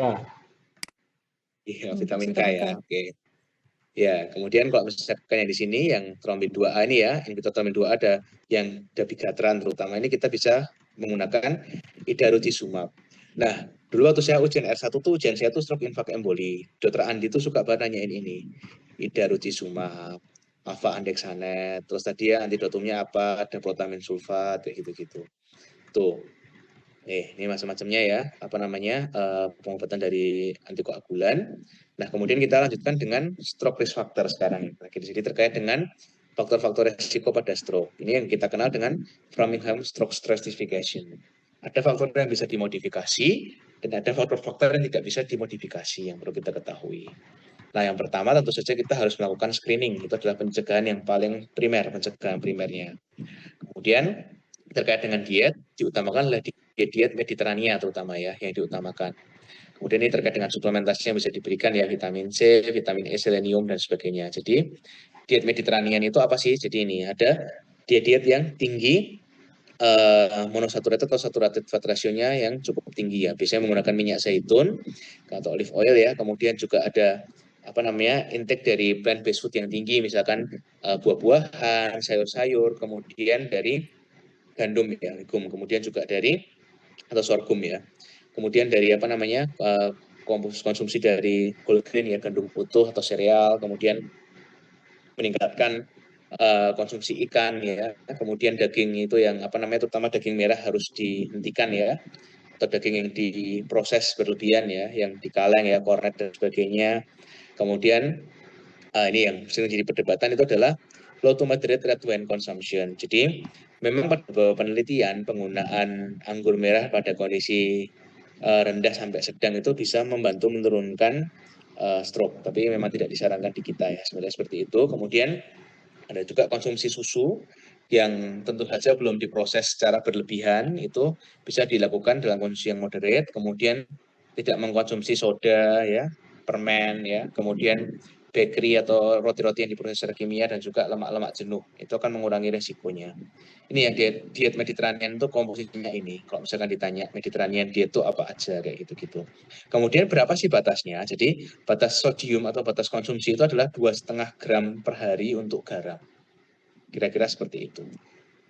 Nah, kemudian ada juga yang disebut sebagai homosistenemia. Jadi homosistenemia itu adalah ketika terjadi hiperhomosistenemia, itu berhubungan dengan meningkatnya faktor resiko kejadian stroke. Jadi pada kondisi normal itu, homosistem itu dibentuk dari demetilasi dari metionin. Kemudian dia akan dikonversi menyebabkan pembentukan ini vitamin B12, vitamin B6, dan juga asam folat.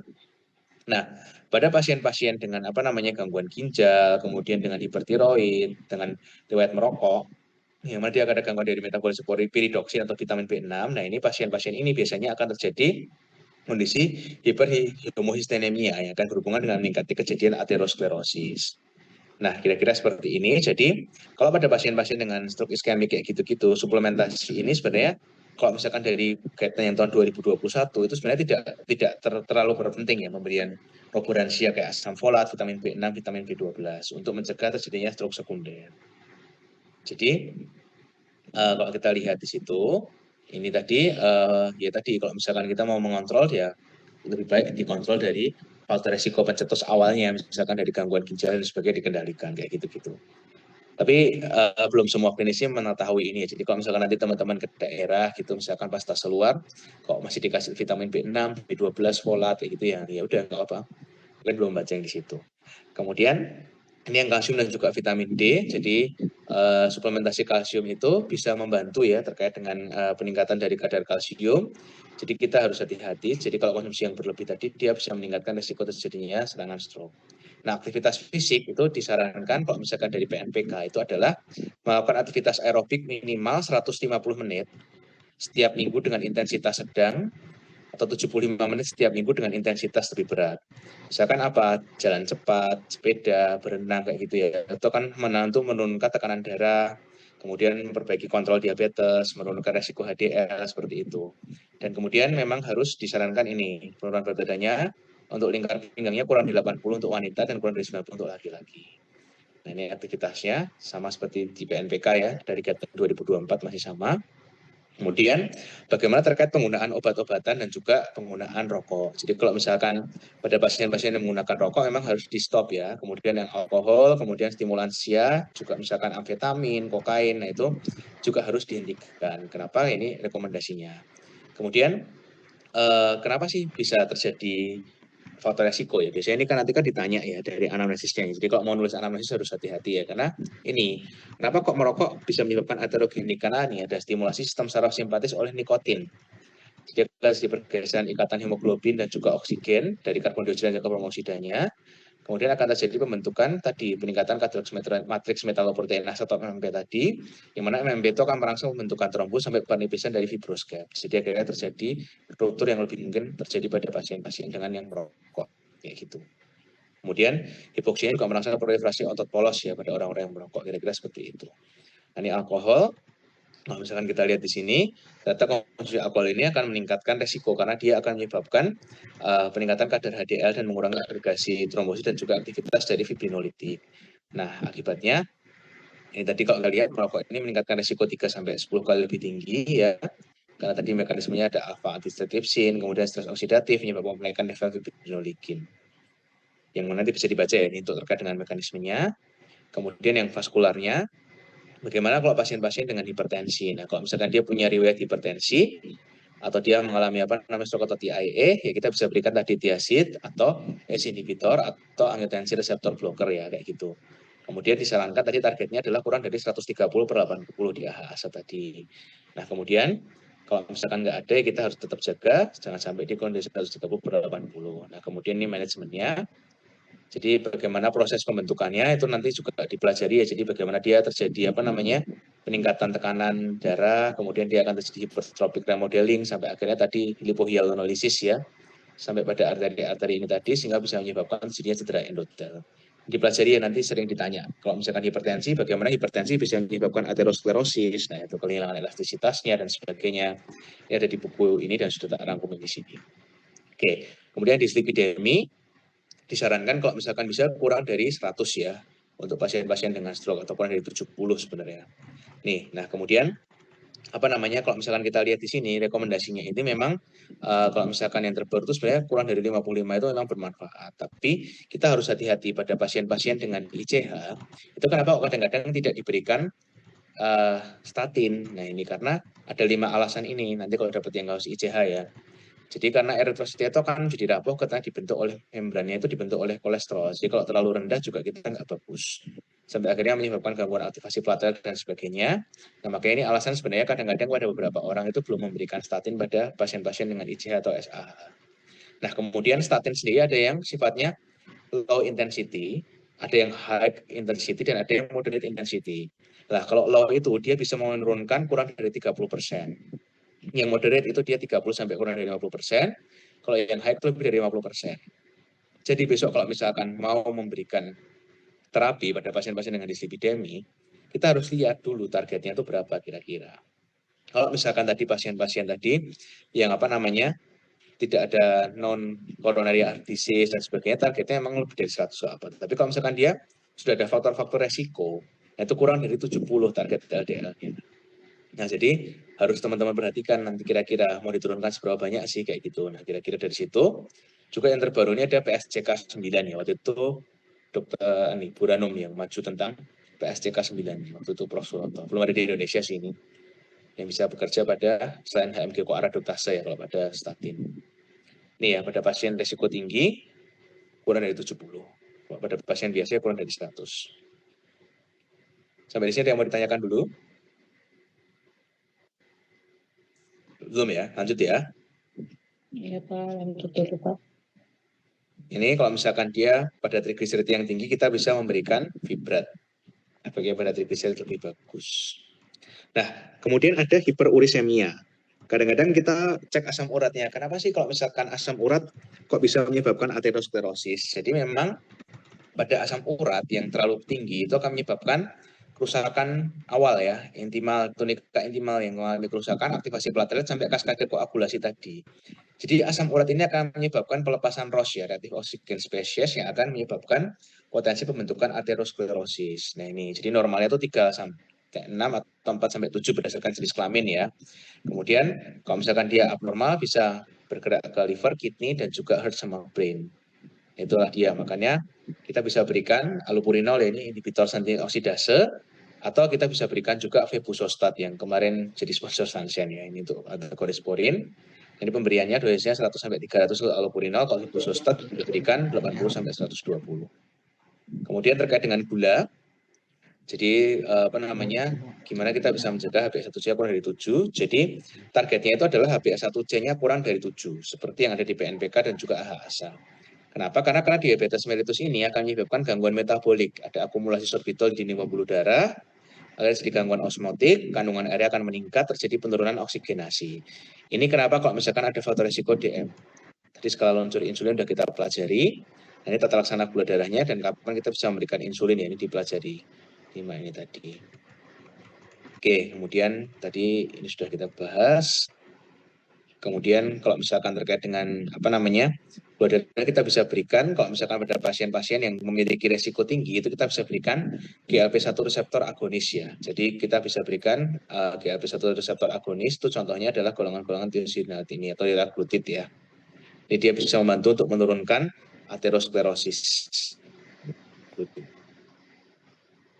Oke, kemudian weight and obesity disarankan memang tadi lingkar pinggangnya kurang dari 80 untuk wanita, kurang dari 90 untuk pria. Kemudian juga hati-hati pada pasien-pasien dengan OSA ya. Jadi kalau bisa dilakukan terapi CPAP ini untuk mengurangi resiko stroke pada pasien-pasien dengan OSA. Tapi ini terlalu advance. Kemudian terkait dengan terapi antitrombotik. Jadi pada pasien-pasien yang dia memang disebabkan karena stroke atau TIA, disebabkan karena stenosis dari arteri intrakranial, kita bisa berikan aspirin 325 mg atau loading clopidogrel kalau misalkan dia fasenya masih akut ya. Kalau clopidogrel memang loading itu 300, tapi kalau enggak dia single dose 75 mg kalau kita lihat di sini. Kemudian minor stroke ya, itu kita bisa berikan tadi ya, kombinasi dari aspirin atau clopidogrel. Kalau misalkan di luar negeri sekarang data yang terbaru tahun 2021 itu sudah bisa diberikan ticagrelor 90 mg 2 kali sehari terhadap aspirin ya. Jadi kombinasinya itu aspirin sama ticagrelor. Kenapa? Karena ada yang namanya sindrom resistensi aspirin sebetulnya. Jadi ticagrelor ini bisa membantu untuk mengatasi sindrom resistensi aspirin itu. Jadi nanti kalau misalkan ditanya ya, jadi pasien-pasien kok sudah menggunakan antiplatelet rutin tapi kok masih stroke-nya bisa berulang.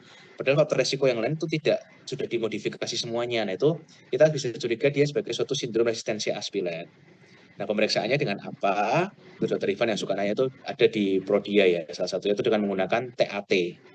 Thrombocyte activation test. Jadi kita lihat dari situ waktu aktivasi trombositnya itu berapa. Kalau misalkan TAT-nya tinggi, nah itu biasanya dia terjadi pada pasien-pasien dengan sindrom resistensi aspirin. Nah sebenarnya kalau misalkan kita baca di PNPK, clopidogrel itu memang lebih direkomendasikan ya. Kalau teman-teman baca di PNPK itu clopidogrel 75 mg itu lebih direkomendasikan daripada aspirin 325 mg. Nah kenapa? Karena memang secara polimorfisme itu orang Asia itu lebih cocok dengan clopidogrel dibandingkan dengan aspirin. Hanya saja pada kondisi-kondisi tertentu polimorfismenya itu walaupun dia lebih cocok, resistensinya itu justru lebih tinggi pada clopidogrel dibandingkan pada aspirin. Jadi sebenarnya itu pilihan yang agak dilematis ya kalau misalnya kita praktek. Tapi kalau misalkan pada geriatri memang kita pakai yang clopidogrel karena resiko bleedingnya lebih rendah. Kira-kira gitu ya. Ada gambaran atau kecepatan ngomongnya? Lanjut dulu ya. Jelas, Pak. Iya, Pak. Jelas ya, oke. Itu alasan-alasannya. Oke, kemudian nanti bisa dibaca, kira-kira itu. Kemudian kalau misalkan pasien-pasien dengan stenosis arteri karotis yang asimptomatik, itu kita bisa lakukan dengan menggunakan stenting atau carotid and arterectomy ya. Biasanya pada pasien-pasien yang terdeteksi dengan USG Doppler ya, atau dengan menggunakan CT angiografi, kalau dia lebih dari 70% atau lebih dari 80%. Kira-kira seperti itu. Ini yang berhubungan dengan migrain ya. Biasanya migrain dengan aura, kemudian dari studi-studi observasional itu dia ada resiko yang lebih tinggi pada pasien-pasien dengan stroke, baik moderate maupun iskemik, dan wanita usia muda ya mengalami migrain. Kemudian kita harus hati-hati juga dengan yang pasien-pasien yang mengalami pada pasien-pasien yang ada hamil ya, sedang hamil. Kemudian yang terkait dengan valvular heart disease, kalau misalkan dia ada atrial fibrilasi, kita lihat kira-kira gimana. Kalau misalkan dia ada penyakit jantung katup mekanik atau dia menggunakan jantung mekanik atau dia ada mitral stenosis, kita bisa berikan warfarin. Ini rekomendasi kelas 1-nya. Tapi kalau yang lain, kita bisa berikan DOAC atau NOAC ya. DOAC itu tadi yang direct oral antikoagulan. Kalau NOAC singkatannya apa? NOAC. Novel anti. Ya sama sebetulnya DOAC NOAC. Novel. Selain novel, Petrivan tuh pertanyaan ujian R1 dulu. Selain novel apa? Non-vitamin K. Jadi selain novel itu dia non-vitamin K oral antikoagulan. Oke, kemudian yang sinus hitam itu kita lihat kira-kira gimana. Kalau misalkan dia sinus ritmis, dia ada katup mekanik, ya kita tetap pakai warfarin. Tapi kalau misalkan dia yang penyakit jantung katup yang non-rematik, atau dia pakai bioprostase, kita bisa pakai antiplatelet. Kemudian kalau dia recurrent, kita bisa curiga kalau misalkan dia terkait dengan fungsi katupnya, kita tetap meningkatkan dosis dari warfarinnya. Kemudian kalau misalkan dia infektif endokarditis dan vegetasinya kita lihat kira-kira dia mobile atau tidak. Tapi kalau misalkan dia nggak mobile, kita bisa lakukan early surgery kayak gitu. Kemudian ini terkait dengan katup tadi ya, kita harus lihat kira-kira gimana kalau misalkan dia memang menggunakan katup tadi yang bioprostatik, kita bisa menggunakan aspirin. Tapi kalau yang katupnya adalah yang biomekanik ya, karena terutama di Indonesia kita pakai yang biomekanik ya, karena terkait dengan halnya itu tidak ya. Kalau misalkan yang di luar kan pakai yang dari bahan babi itu ya, jadi pakainya bioprostatik. Kalau kita bisa pakai yang mekanik ini, jadi kita menggunakannya pasti warfarin dan aspirin dikombinasi. Orang-orang kardio itu biasanya ya. Kalau misalkan dia sebelumnya, tapi kalau misalkan dia sudah dipasang, kemudian setelah dipasang data terjadi stroke atau TIA, kita bisa higher intensity warfarin atau kita bisa tambahkan aspirin. Kalau yang sebelumnya harus ditambah aspirin. Kalau sebelum pemasangan katup. Itu ya. Oke, kemudian jangan sampai menggunakan dabigatran ya. Dabigatran tadi inhibitor faktor 2A ya. Karena kalau misalnya kita pakai dabigatran itu sangat harmful pada pasien-pasien dengan mechanical katup atau mechanical valve. Kemudian yang kardiomiopati, kalau misalkan dia ada left ventricle assist device ya, misalkan dia pakai implan di situ, kita kombinasi warfarin dan juga aspirin. Oke, kemudian yang patent foramen ovale sekarang. Kalau misalkan dia pada pasien-pasien dengan patent foramen ovale, kita kalau misalkan ada etiologi yang mendasari, kita bisa tata laksana dulu. Tapi kalau tidak, ini sebenarnya dia merupakan suatu kondisi di mana dia mengalami risiko untuk terjadi paradoxical emboli. Jadi tadi tak jelasin di awal tadi. Nah, kalau kita ternyata dia ada aneurisma dari septum atrial atau ada right to the left shunt yang cukup besar, jadi saturasinya biasanya nggak sampai 90% ya. Ya berdoa aja sih, kadang-kadang itu ada pasien yang masuk yang stroke yang waktu itu pernah ada, jadi pasiennya itu stroke emboli, dan adalah ada patent foramen ovale. Terus dia masuk ke mapping kasus ujian, kan kalau kayak gitu ya kasusnya kan kompleks banget ya. Berdoa aja semoga yang kayak gitu nggak masuk pas kalian mau ujian. Nah, jadi kalau kayak gini kita butuh antikoagulasi kalau misalkan dia kita melakukan suatu penutupan dari patent foramen ovale. Tapi kalau dia low risk ya biasanya kita tidak menggunakan ini, jadi tergantung dari rekomendasinya. Kemudian ini kalau misalkan ada congenital heart disease ya, kalau pada fontan palliation kita bisa berikan warfarin. Kemudian kalau yang pasien-pasien dengan congenital heart disease yang sifatnya cyanotic ya, misalkan TED-spell kayak gitu-gitu, nah biasanya kita juga memberikan warfarin. Di manajemennya dia dicek dengan menggunakan TCD bubble ya. Kalau kita mau lihat di sini, ini relatif iskemiknya bagaimana terjadi patofisiologi, kemudian kardiomiopati ya, kita bisa menggunakan antikoagulan tadi. Nah, kemudian kalau misalkan dia ada kardiak tumor ya, misalkan kita bisa melakukan tumor reseksi. Tapi kalau dia ada atrial fibrilasi, kita lebih mengutamakan penggunaan DOAC ya, atau direct acting oral antikoagulan atau NOAC tadi. Nah, kemudian kalau dia ada arteri diseksi, kita bisa berikan antitrombotik selama paling tidak 3 bulan ya. Bisa berikan antiplatelet, kemudian itu bisa dilakukan kalau misalkan dia masih recurrent dengan terapi endovaskular kayak gitu. Ini yang terkait dengan protein C dan protein S tadi ya, pada pasien-pasien dengan antifosfolipid syndrome. Nah, itu kita bisa berikan pada pasien-pasien dengan atherosclerosis itu low dose colchicine sampai statin yang sifatnya intensif untuk mengurangi resikonya. Kemudian tadi antifosfolipid syndrome itu kita bisa rekomendasikan pemberian aspirin. Terus yang pasien-pasien yang sudah dikonsulkan dari interna ya, dengan NPSLE ya, Neuropsychiatric Systematic Lupus Erythematosus itu. Nah, itu kita bisa memberikan ini, kita bisa memberikan apa namanya, pasien-pasien itu kita bisa berikan aspirin ya yang dikonsider di situ. Kemudian kalau misalkan dia ada venous thrombosis, ya itu kita bisa berikan vitamin K antagonis ya, biasanya warfarin atau apa namanya, kalau misalkan diutamakan yang warfarin dibandingkan dengan yang menggunakan aspirin. Kemudian yang pasien-pasien yang non pregnant itu kita bisa rekomendasikan pemberian aspirin ya biasanya gitu. Ya, antiphospholipid syndrome nanti bisa dibaca. Kemudian kalau yang sickle cell disease ya, ini kira-kira butuh transfusi. Kemudian setelah transfusinya kalau misalkan nggak disediakan ya kita butuh pemberian hidroksiurea. Kemudian ini screeningnya pada anak-anak usia 2-16 tahun disarankan. Kemudian pada autoimun dan juga infeksi vaskulitis, terutama di giant cell arthritis ya atau arthritis temporalis. Ini biasanya kita berikan oral high dose glucocorticoid ya. Biasanya kita berikan prednisone yang high dose untuk mengurangi resiko stroke. Biasanya kalau yang apa namanya giant cell arthritis itu atau arthritis temporalis itu kita ketemu pasiennya itu menonjol sekali. Apa namanya di arteri temporalisnya. Saya pernah ketemu 2 kali, 1 kali pas jaga satu belahan tubuh Adis, untuk 1 kali lagi waktu saya jaga waktu itu. Oke, kemudian yang rheumatoid arthritis kita bisa berikan statin ya untuk asam cegahan yang recommended.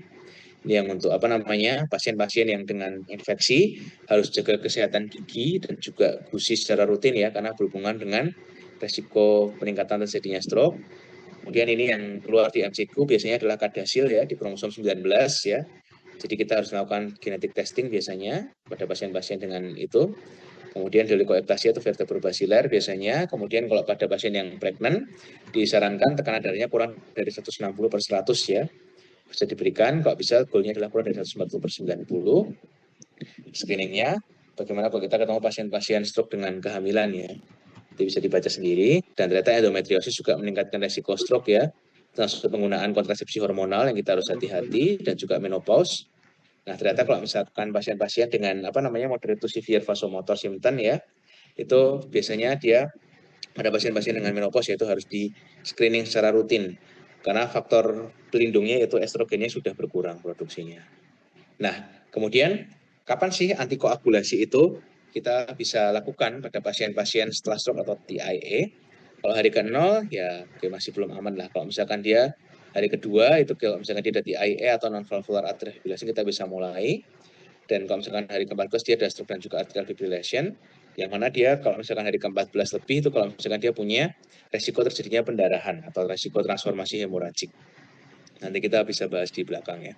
Apa sih resikonya itu ya misalkan ini MHI gitu ya di pertemuan berikutnya. Jadi NHS lebih dari 15, kemudian suatu arteri yang komplit atau lebih dari satu arteri, kemudian ada pendarahan di situ, kemungkinan terjadi transformasi hemoragik. Nah, untuk yang ESUS itu kita harus memperhatikan dulu. Setelah semua imaging dilakukan, masih ada debit dari situ, ada multiple di situ. Nah, kita harus hati-hati di situ terkait dengan medikasinya. Kemudian untuk pencegahannya, pasien-pasien yang stabil, kemudian apa namanya tidak ada gangguan di situ, kemudian yang lebih dari 70 tahun kita harus hati-hati karena kadang-kadang aspirinnya itu not beneficial ya untuk pasien mencegah ini. Kecuali kalau kita berikan clopidogrel karena hubungannya dengan GI tract bleeding-nya. Oke, kemudian ini kalau misalkan tadi early ischemic stroke, NIHS-nya gimana? Kalau dari PNPK kan 5 ya batasnya. Kalau misalkan dari AHA itu sebenarnya batasnya 3. Kalau lebih dari sama dengan 3 kita berikan 2 antiplatelet ya, kurang dari sama dengan 3. Kemudian kalau enggak ya kita bisa berikan single antiplatelet. Ada yang bilang sama 90 hari tapi kita ikut guideline PNPK aja ya, karena kalau guideline PNPK itu diberikannya selama 21 hari. Kemudian kalau misalkan terkait dengan high risk-nya itu gimana kalau misalkan transient ischemic attack? Nah, itu kita kenal dengan yang namanya ABCD2 score. Nah, ABCD2 score itu juga keluar di pilihan ganda ya. Ada usia, blood pressure, clinical features-nya ya, C-nya ya, ada kelemahan unilateral, gangguan bicara, durasinya gimana, kemudian dari diabetes ya, ada ABCD.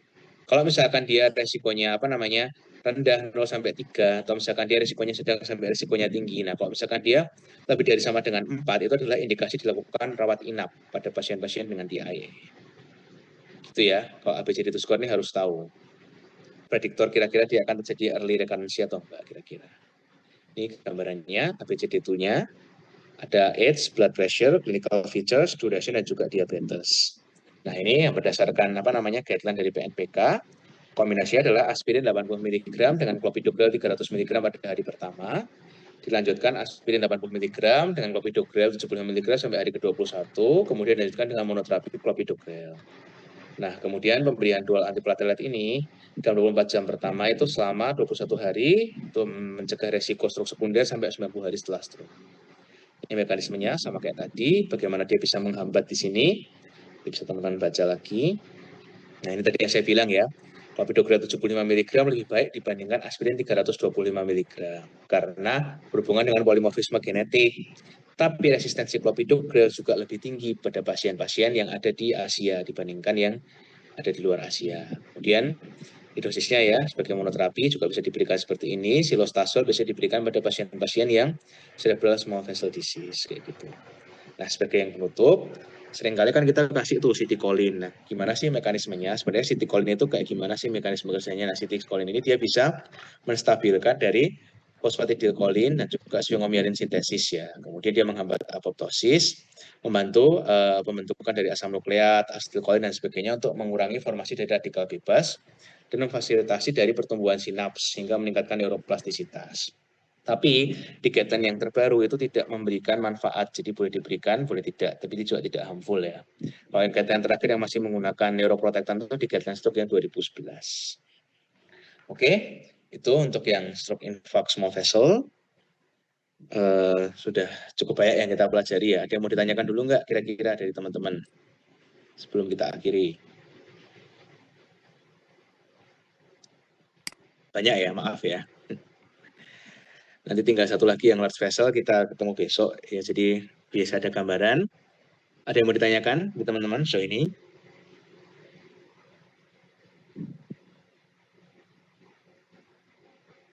Belum, Pak. Belum ya? Oke, nanti kalau misalkan ada yang mau ditanyakan, bisa ditanyakan ya. Nanti materinya aku share di grup. Oke. Ya, sebelum apa namanya? Nah, oke. Sebelum akhiri diskusi kita berdoa semoga yang kita bahas ini boleh bermanfaat.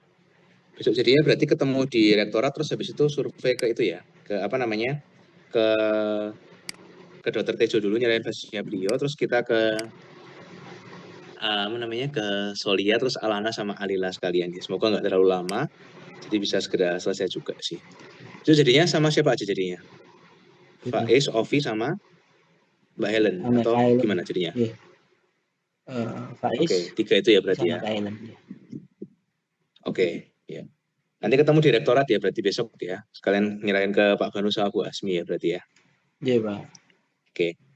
Nah, untuk akhirnya kita berdoa dulu semoga bisa bermanfaat apa yang kita pelajari, bisa lulus lanjut semua ya usianya. Jadi nanti Maret udah official, April ya berarti ya. April udah official jadi R2. Berdoa dipersilahkan.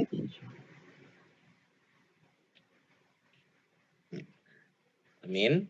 Nanti kalau misalnya ada yang mau ditanyakan boleh nanya langsung aja ya, PM juga nggak apa-apa. Itu ya, saya izin live ya teman-teman ya. Nanti apa namanya pertemuan berikutnya di hari Sabtu besok di jam 7:30 juga. Nggak terlalu banyak sih yang besok, lebih ke arah konsep-konsepnya juga gitu. Itu ya, terima kasih ya semua ya. Terima kasih Pak Erda. Terima kasih, Pak.